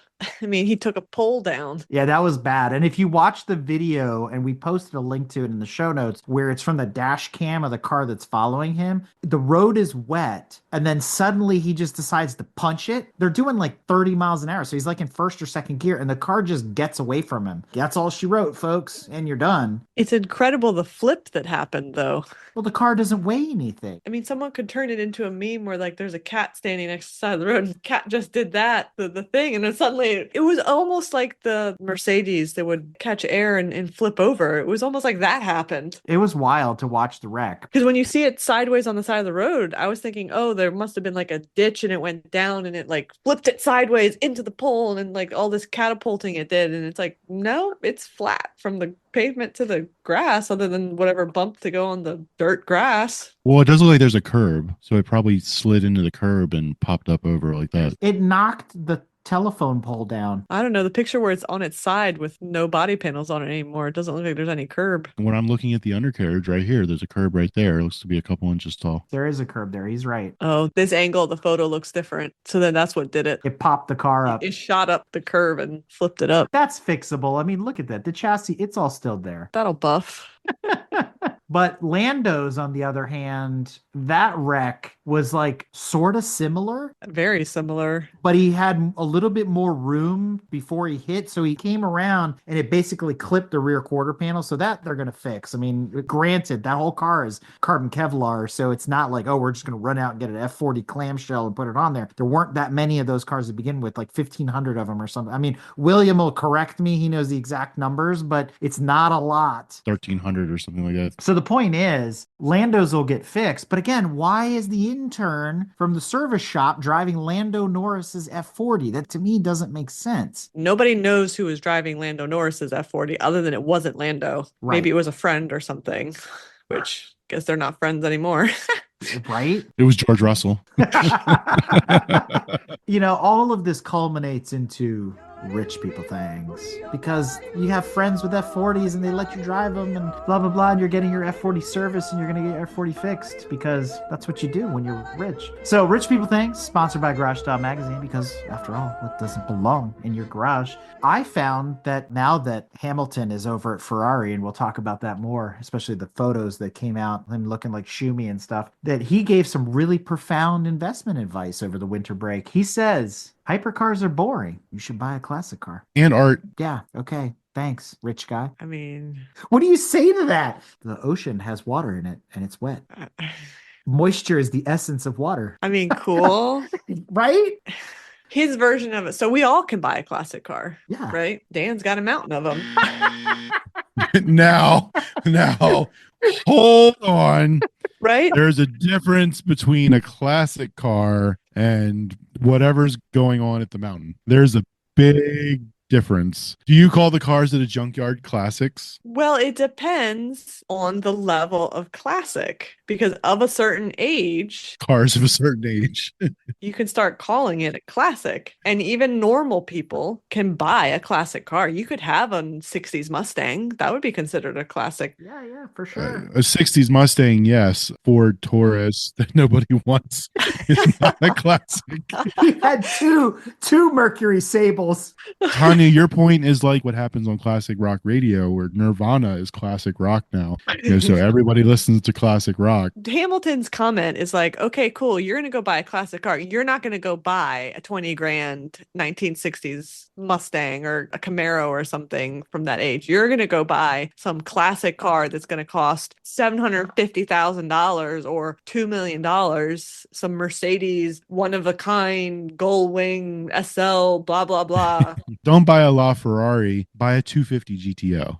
Yeah. He's talking about shit that nobody can afford. So cool for you. Yeah, everybody should buy a classic car, but everybody that can buy a classic car is going to be buying not those things. Buy a classic car, not a shitbox. Sound buying advice from Lewis Hamilton. And art. Who can afford art? Really? I'm sure I can go buy the knockoff reprint. Yes, hold on. Allposters.com.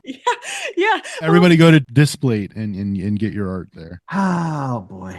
That's definitely not a What Should I Buy episode in the making. Rich people. What should I buy? What art goes with my car? People would probably listen to that more than some of the other What Should I Buys. We've done like 25 What Should I Buys, and that's the one people will probably listen to is what Van Gogh or Renoir goes with my Bugatti. Like, ugh, stop. See, and the Picasso would go with the Cybertruck. I feel like you are grossly overestimating the buying capacity of our listeners. All 3 Arbitron rated listeners we have. Yes. I don't think Mark Hewitt is out there buying a Veyron Nope. or Chiron or whatever, and then he's going to steal and buy the Mona Lisa. All right, Florida man.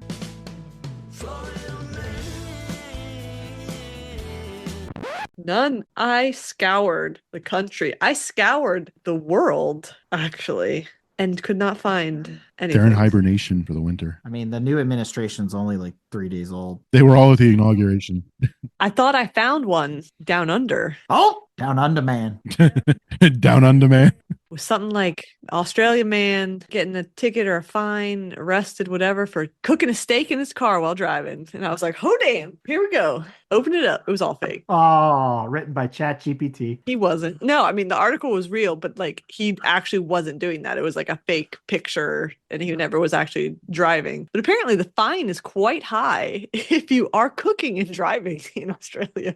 Wow. So the fact that it was like explicitly said, here's the fine and even jail time of like 3 years or something if you're cooking and driving must mean that it's happened before. And it's happened enough that they need a law. So I feel like that leads us into maybe a new segment. Instead of Florida man, it's stupid laws. There's one in the DMV. They can fine you for cursing in your car. I don't know how anybody knows unless it's like you roll the window down and you're like "Mer, mer, mer, mer, mer, mer," out the window at somebody and they Have you record been you. to New Jersey? That's like the way they greet each other. What are you talking about? I don't know, but if like I'm sitting in my car and I see a dumbass doing something dumbass, I'm like, fucking dumbass. Like, who's gonna say anything? You're going to get arrested for that now, Tanya. Be careful. You know why? Because the cars are listening to you. Well, I was about to say, in the new cars with all that crap in it, It's being transmitted to your insurance company, and then your rates are going to go up. You got a potty mouth. see what's going to happen is they're going to go, oh, in the drive between the Starbucks and the McDonald's, they cursed. As they got to work, after they left McDonald's, they calmed down. So they were just hangry. Oh my God. Well, we opened the door. We talked about Lando a little bit. We talked about Lewis Hamilton a little bit. And I already mentioned you've seen him now in the Ferrari driving suit, pre-practice and all that kind of stuff. I still think it's weird to see him at Ferrari. People are, already creating memes about him there at Ferrari headquarters in the big black double trench coat and all that stuff, looking very much like Schumacher did the same thing, 25 years ago. Okay, sure. I think it's awesome. Hamilton's at Ferrari. Let's talk motorsports news. Let's go.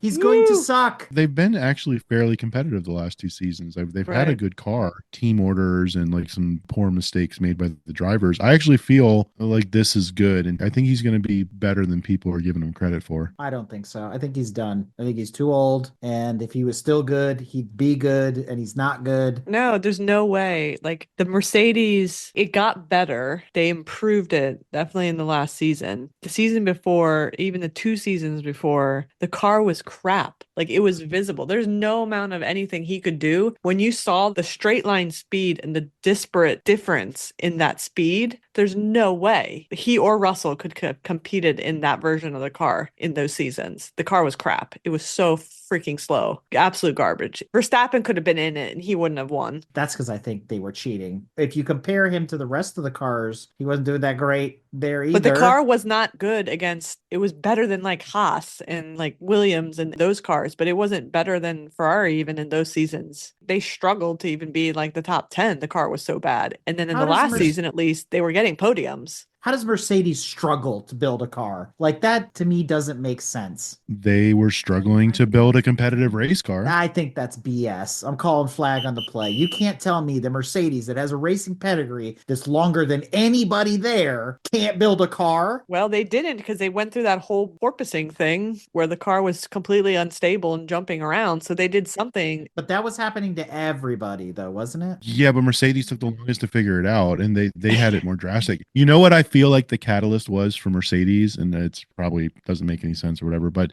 Niki Lauda, when Lauda passed, he was doing a lot for them still up until then. Yeah, he was team consultant. They lost his expertise and years of experience and knowledge, and I feel like it seems to have had an effect on them. Maybe he was the Mercedes whisperer.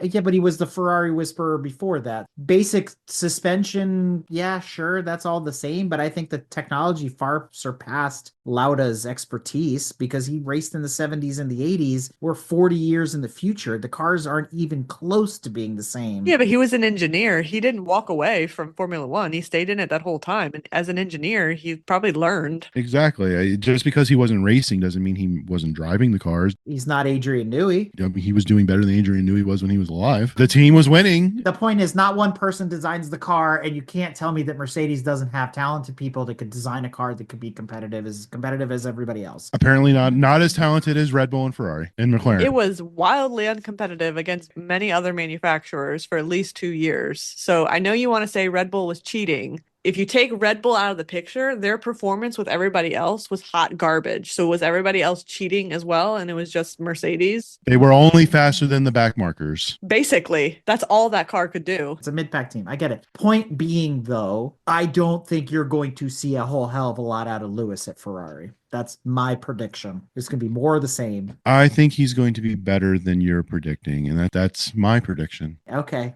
I look forward to seeing it. Well, this is funny. Eric's very strong about his opinion, and he hasn't watched a Formula One race in like 20 years, but he's very confident and strong about all of it. I secretly keep up with it. I don't have to watch the races to get the race results and read and understand. That's how I feel about Rally.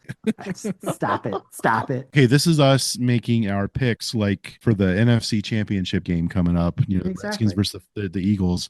Who's going to win the F1 championship this year? It's not going to be Ferrari. Who's it going to be? Who's going to win the drivers' championship and who's going to win the constructors? They do not have to be the same. It's going to be Verstappen again, as long as he's still driving, and whatever other blah, blah, blah. Because That's everybody not else who is won the trash. Constructors' Championship this year. So yeah. So McLaren won the Constructors' Championship. I know that, the whole Zach Brown thing. It's like, okay, so it's McLaren's year. Let's see what happens. But I don't think Ferrari's going to do it. Ferrari doesn't feel like it's been competitive for a while. Ferrari was very competitive last season. They were a lot more competitive than they have been in the last X number of years. I feel like Ferrari made an upgrade in driver. Yes, with dots after it. So as long as their car is still as competitive as it was in prior years, and if they made an upgrade in driver, then that should tell you that they should perform better, at least as good as they did in prior years or better. I think it'll be interesting to see. I think you could tell with the Mercedes being so uncompetitive, Hamilton didn't give a shit. And why should he? What, is he going to bust his ass out there to come in 10th? Okay, he came in 10th, but it's like, how much more is he going to bust his ass? He was never going to come in first. So your drive and your passion gets killed a little bit when you're like, I got to drive this freaking turd and there's nothing I can do. And it's like, I know I'm a better driver than these people, but like, I can't compete. Like, you put me in a Pinto and I'm racing against GT40s. He wants to be Senna. That was his role model. That's the Senna in the Tolman story, where the Tolman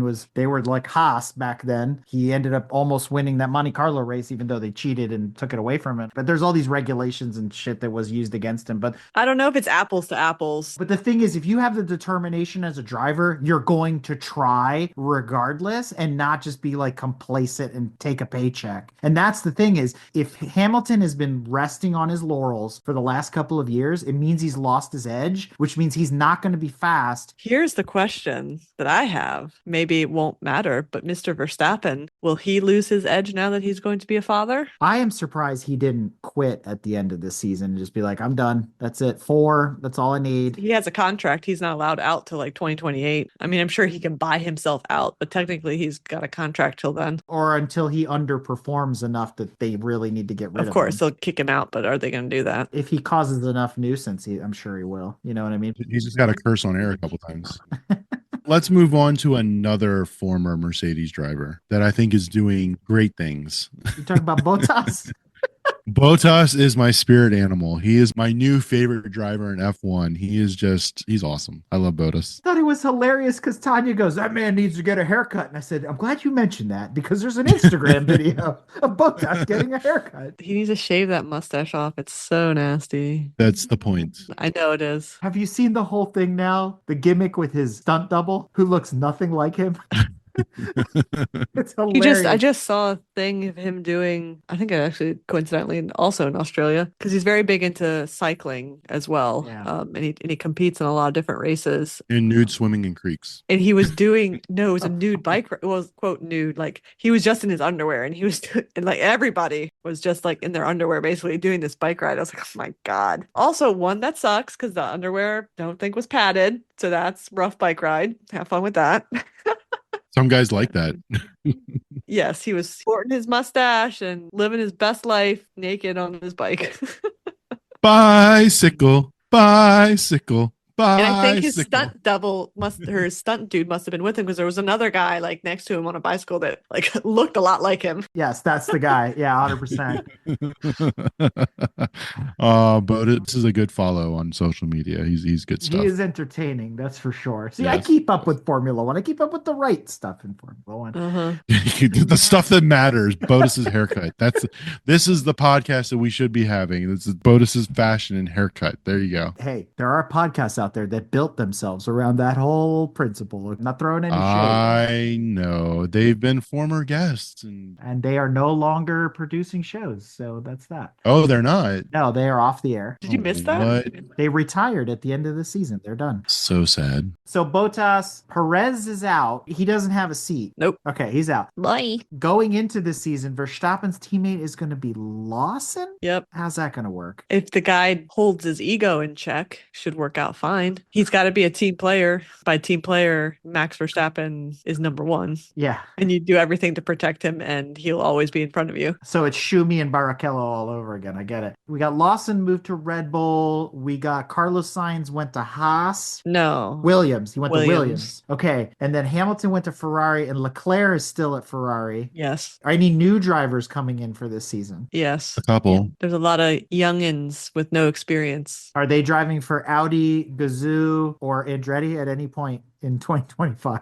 Even though it's Audi, it's still Sauber for 2025. They'll officially be Audi in 2026. And so Audi has brought on Nico Hulkenberg. They moved him from Haas, and he's going to be the Audi driver in 2026, but he's already going to sit in the Sauber next year. And then they brought in a Brazilian driver, Gabriel Bortoleto, who's the other number 2 chair. So speaking of Audi, what is this that they were looking to sell out their investment and get out of Formula One before they even got started? Is that true or is that crap? I think it's crap because if you go on Audi's website, they have a whole page dedicated to Formula One talking about their entrance in 2026. And that they also, I think they got some Qatar investment money as well. And there is still rumor on the street, and I brought it up because I wish them the best, that Andretti and GM are coming to Formula One at some point. So Cadillac's coming to Formula Which is General One. Motors. Right. That was, I think, greenlit. If it isn't, it's about to be. It might not be completely complete. It seems like it actually is going to happen versus the Andretti one, which is just, that makes no sense. That doesn't mean that Andretti can't come along with General Motors. I mean, pretty much. And then at some point, General Motors says, "Have you met Michael?" And then passes the baton, and then Andretti's in Formula One. I mean, what is this backdoor nonsense that we're I don't doing? know. Because there's also been talks about like, oh, maybe Perez will come back and could race for like Cadillac, blah, blah, blah, blah, blah. Okay, we'll see. What year is that going to happen? I think they're trying to do it for 2026 Okay. Yeah. because that's when there's a rule change that's happening in 2026. So that's why then take an engine to something. So that's when Audi can officially come in. Apparently, Andretti is scaling back his role in the team and in the organization, which I guess that is making F1 more accepting of having all this happen. So you drop back and you punt and then first down. It also says that Cadillac's motors aren't going to be ready until 2028. So it's going to be a GM branded car with a different engine supplier. How funny it would be if it was a Ford.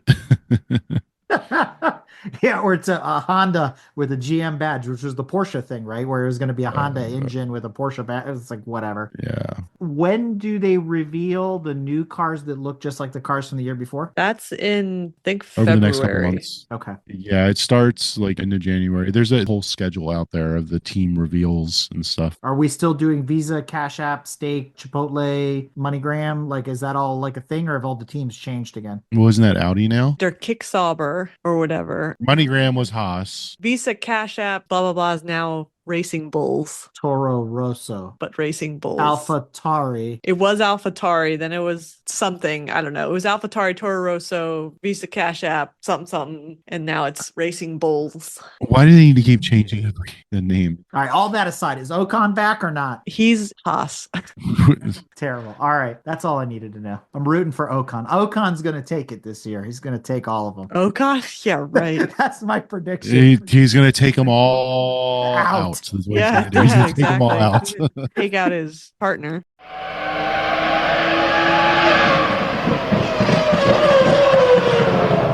Well, let's switch gears here in motorsports news. We could talk about Formula One all night. I'm not going to talk about WRC, but I am. So here's the deal. 2025 schedule has been released. WRC kicks off the end of January with Rally Monte Carlo. That's just a traditional event. They've been doing it forever. But here's the cool part. Rally has a tendency to switch it up on us, kind of unannounced, which is kind of cool. So this year we have 3 new rallies on the docket. The Canary Islands, which are in Spain, and those look really awesome. You have Rally Paraguay and then Rally Saudi Arabia. So that's replacing things like Rally Mexico and some of the others. So they mix it up every couple of years. So the new official 2025 schedule is out. They're running in 14 locations this year over the course of, January to December. And so I'm excited to see the new cars. Rally's always a blast, and that's all I'll talk about it for the next 12 months.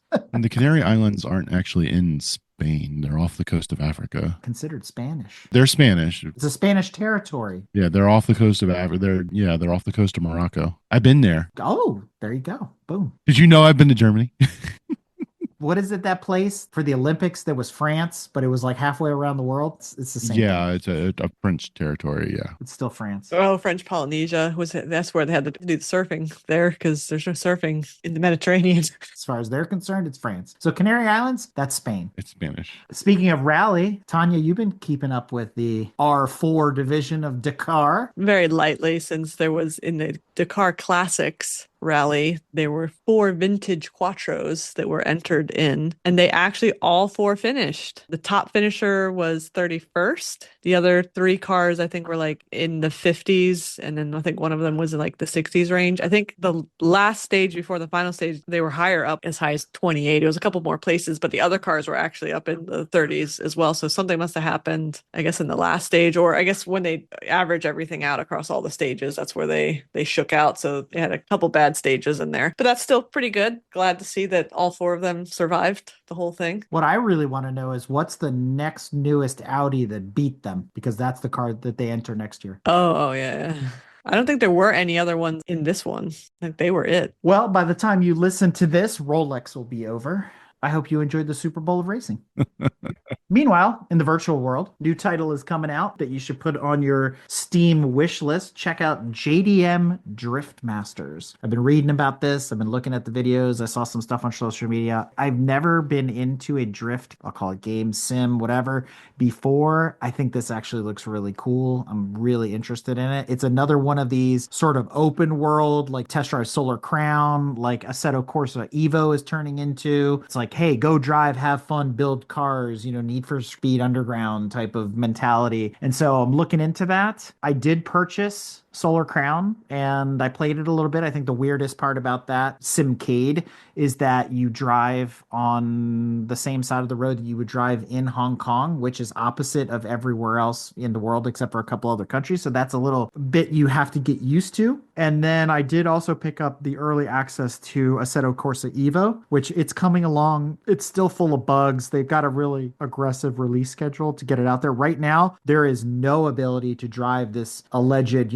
1,300 square miles or whatever the heck it is in the Nürburgring and all this stuff. It's like, here's a handful of tracks and here's a couple of cars and get used to the physics engine, which really isn't too different than ACC at the end of the day. I also got to try AC Evo when I was at PRI, and I got to try different sim rigs. They had a whole sim area at PRI, and David Middleton from MIE Racing and I even got to test on Dalara's bespoke one-off sim that they built, which was super cool. And then we got invited to actually take a look at the car that it was modeled on. I actually got to sit in that Roadster, which is pretty slick. So lots of really neat stuff coming in the sim side of racing. And then if you haven't been paying attention during the winter break, we actually adopted another show on the MPN. So you can listen to Screen to Speed, which is powered by Init Esports. And you can hear from sim racers who are also racers in real life. And they go back and forth and talk about their different experiences and the race they've been in, the sim racing that they're doing. And we just had some of the ladies from Init Esports run at Daytona as well. So there's an episode that precedes this one where you can listen to their experiences. A lot of really cool stuff coming in the sim world and happening in the sim world. So it's something you should be paying attention to, because there's a lot of up and coming drivers that are coming through those types of programs and finding themselves F1 Academy and places like that. So lots of really, really good stuff there.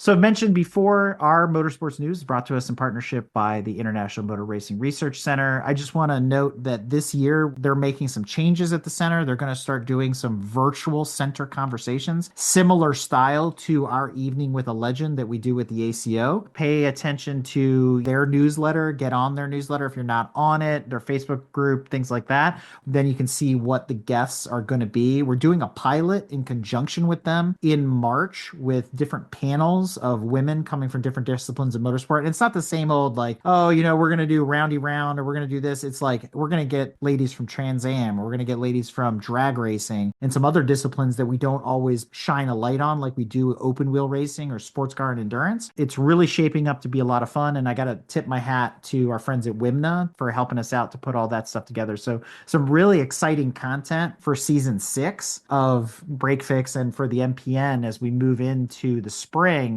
and when racing goes back full swing. So pay attention to those virtual center conversations in 2025. And I also wanted to just remind folks, the center raises its money as a 501c3 not-for-profit through sweepstakes and fundraising and things like that. Their current sweepstakes for that Z06 C8 has been shortened. So if you were looking to get in on that, you're trying to wait to the last minute, do that hair trigger eBay, buy it at the last second type of deal and hope you win, they've moved up the sweepstakes ending to February the 16th. So that'll happen somewhere in between this drive through and the next one. So you're not going to hear about this again in the next episode. So if you want to get in there and try to win that Corvette or take the cash option, jump over to racingarchives.org and then click on sweepstakes in the top right corner.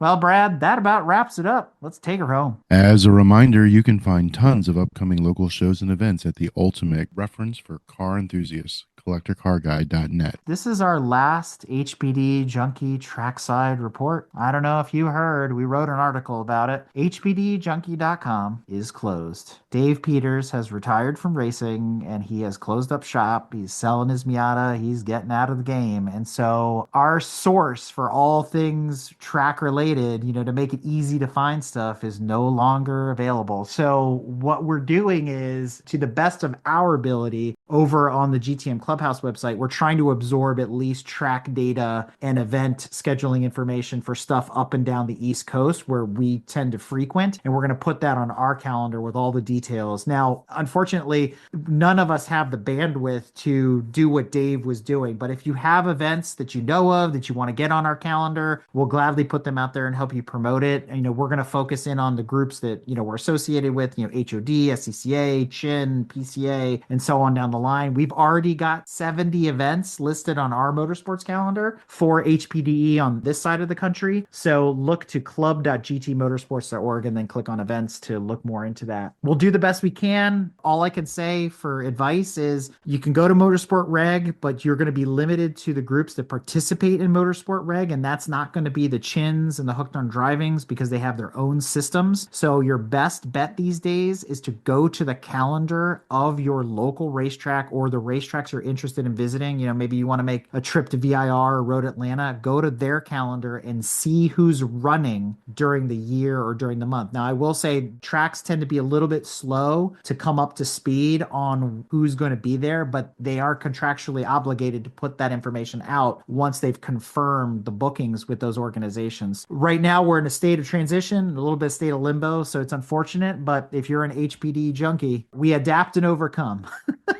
I will also say, for any of these clubs, if you know of a club or an organization that you have run with in the past or want to run with, most of them have mailing lists. You can get on their mailing list and they'll send things out. I still get things for Chen all the time, and HOD and SCCA and Audi Club North America. So get on the mailing list of the organizations that you know run where you like to run, and they'll update you with when they have track confirmations as well. Yeah. And don't forget, if you're looking for that extra special something to make your garage, office, den, or man cave just a little bit extra, be sure to check out GarageStyleMagazine.com for a list of upcoming auctions and events, along with a curated list of items going up for sale all over the country. Because after all, what doesn't belong in your garage? And I have to add to that, Brad, just a quick note. We were saddened to hear that John Craman, former guest on our show Break Fix and the voice of Mecum Auctions, passed away during the Kissimmee Mecum event here in January. So if you want to hear his life story, how he got to become the voice of Mecum, and tune in to his encyclopedic knowledge of classic cars and all that, and go behind the scenes with John, we seem to have a treasure trove for people to,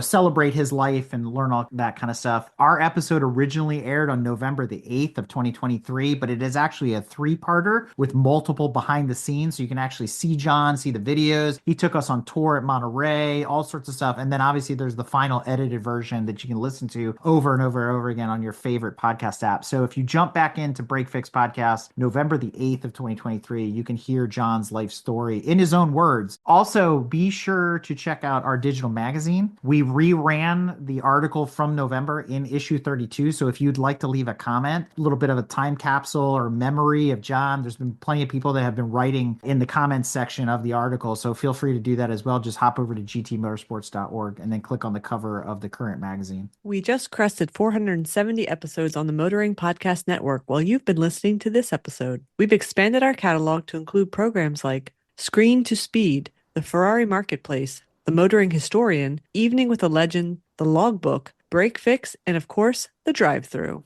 If you're not listening to this via your favorite podcast app, search for Break/Fix everywhere you download, stream, or listen. And be sure to check out www.motoringpodcast.net for more details on all our shows, as well as the services we can provide. We hope you enjoy our updated Patreon, which now includes our newsletter in the rear view. We'd like to give a big shout out to all the folks that joined our free tier during the break. And if you're wondering where our Facebook group went, well, that's over on Patreon now too. Lots of great extras and bonuses to explore. So if you'd like to learn more about our different tiers, join our Discord, or become a GTM Clubhouse member, become a Break Fix VIP by clicking the blue Join Free button in the middle of the page when you visit patreon.com/GTMotorsports. And remember, for everything we talked about on this episode and more, be sure to check out the follow-on article and show notes available at gtmotorsports.org. And a thank you to our co-host and executive producer, Tanya, who, even though had technical issues tonight, she still powered through and made for a great show. So thank you, Tanya, for all your support.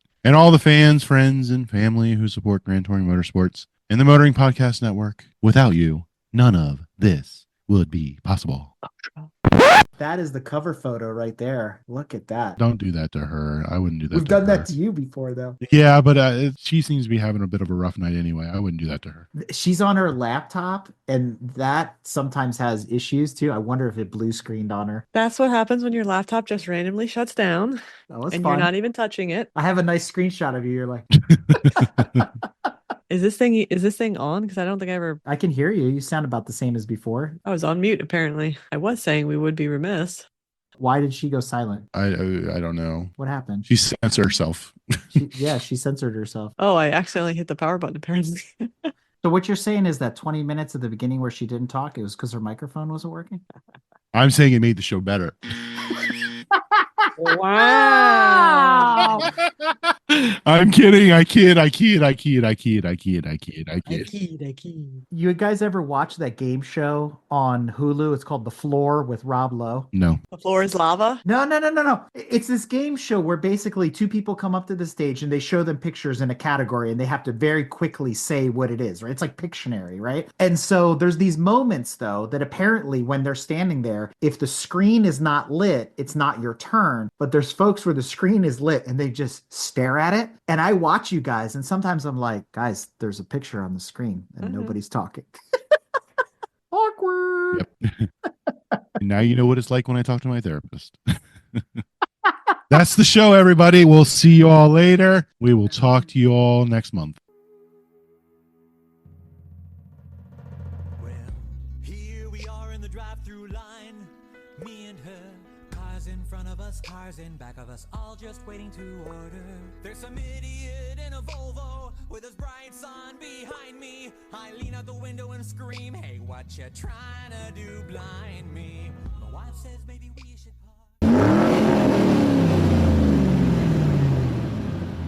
We hope you enjoyed another awesome episode of Break Fix Podcast, brought to you by Grand Touring Motorsports. If you'd like to be a guest on the show or get involved, be sure to follow us on all social media platforms at Grand Touring Motorsports. And if you'd like to learn more about the content of this episode, be sure to check out the follow-on article at gtmotorsports.org. We remain a commercial-free and no annual fees organization through our sponsors, but also through the generous support of our fans, families, and friends through Patreon.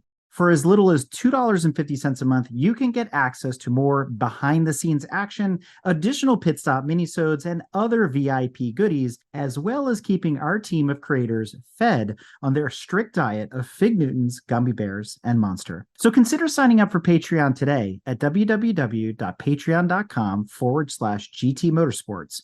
And remember, without you, none of this would be possible.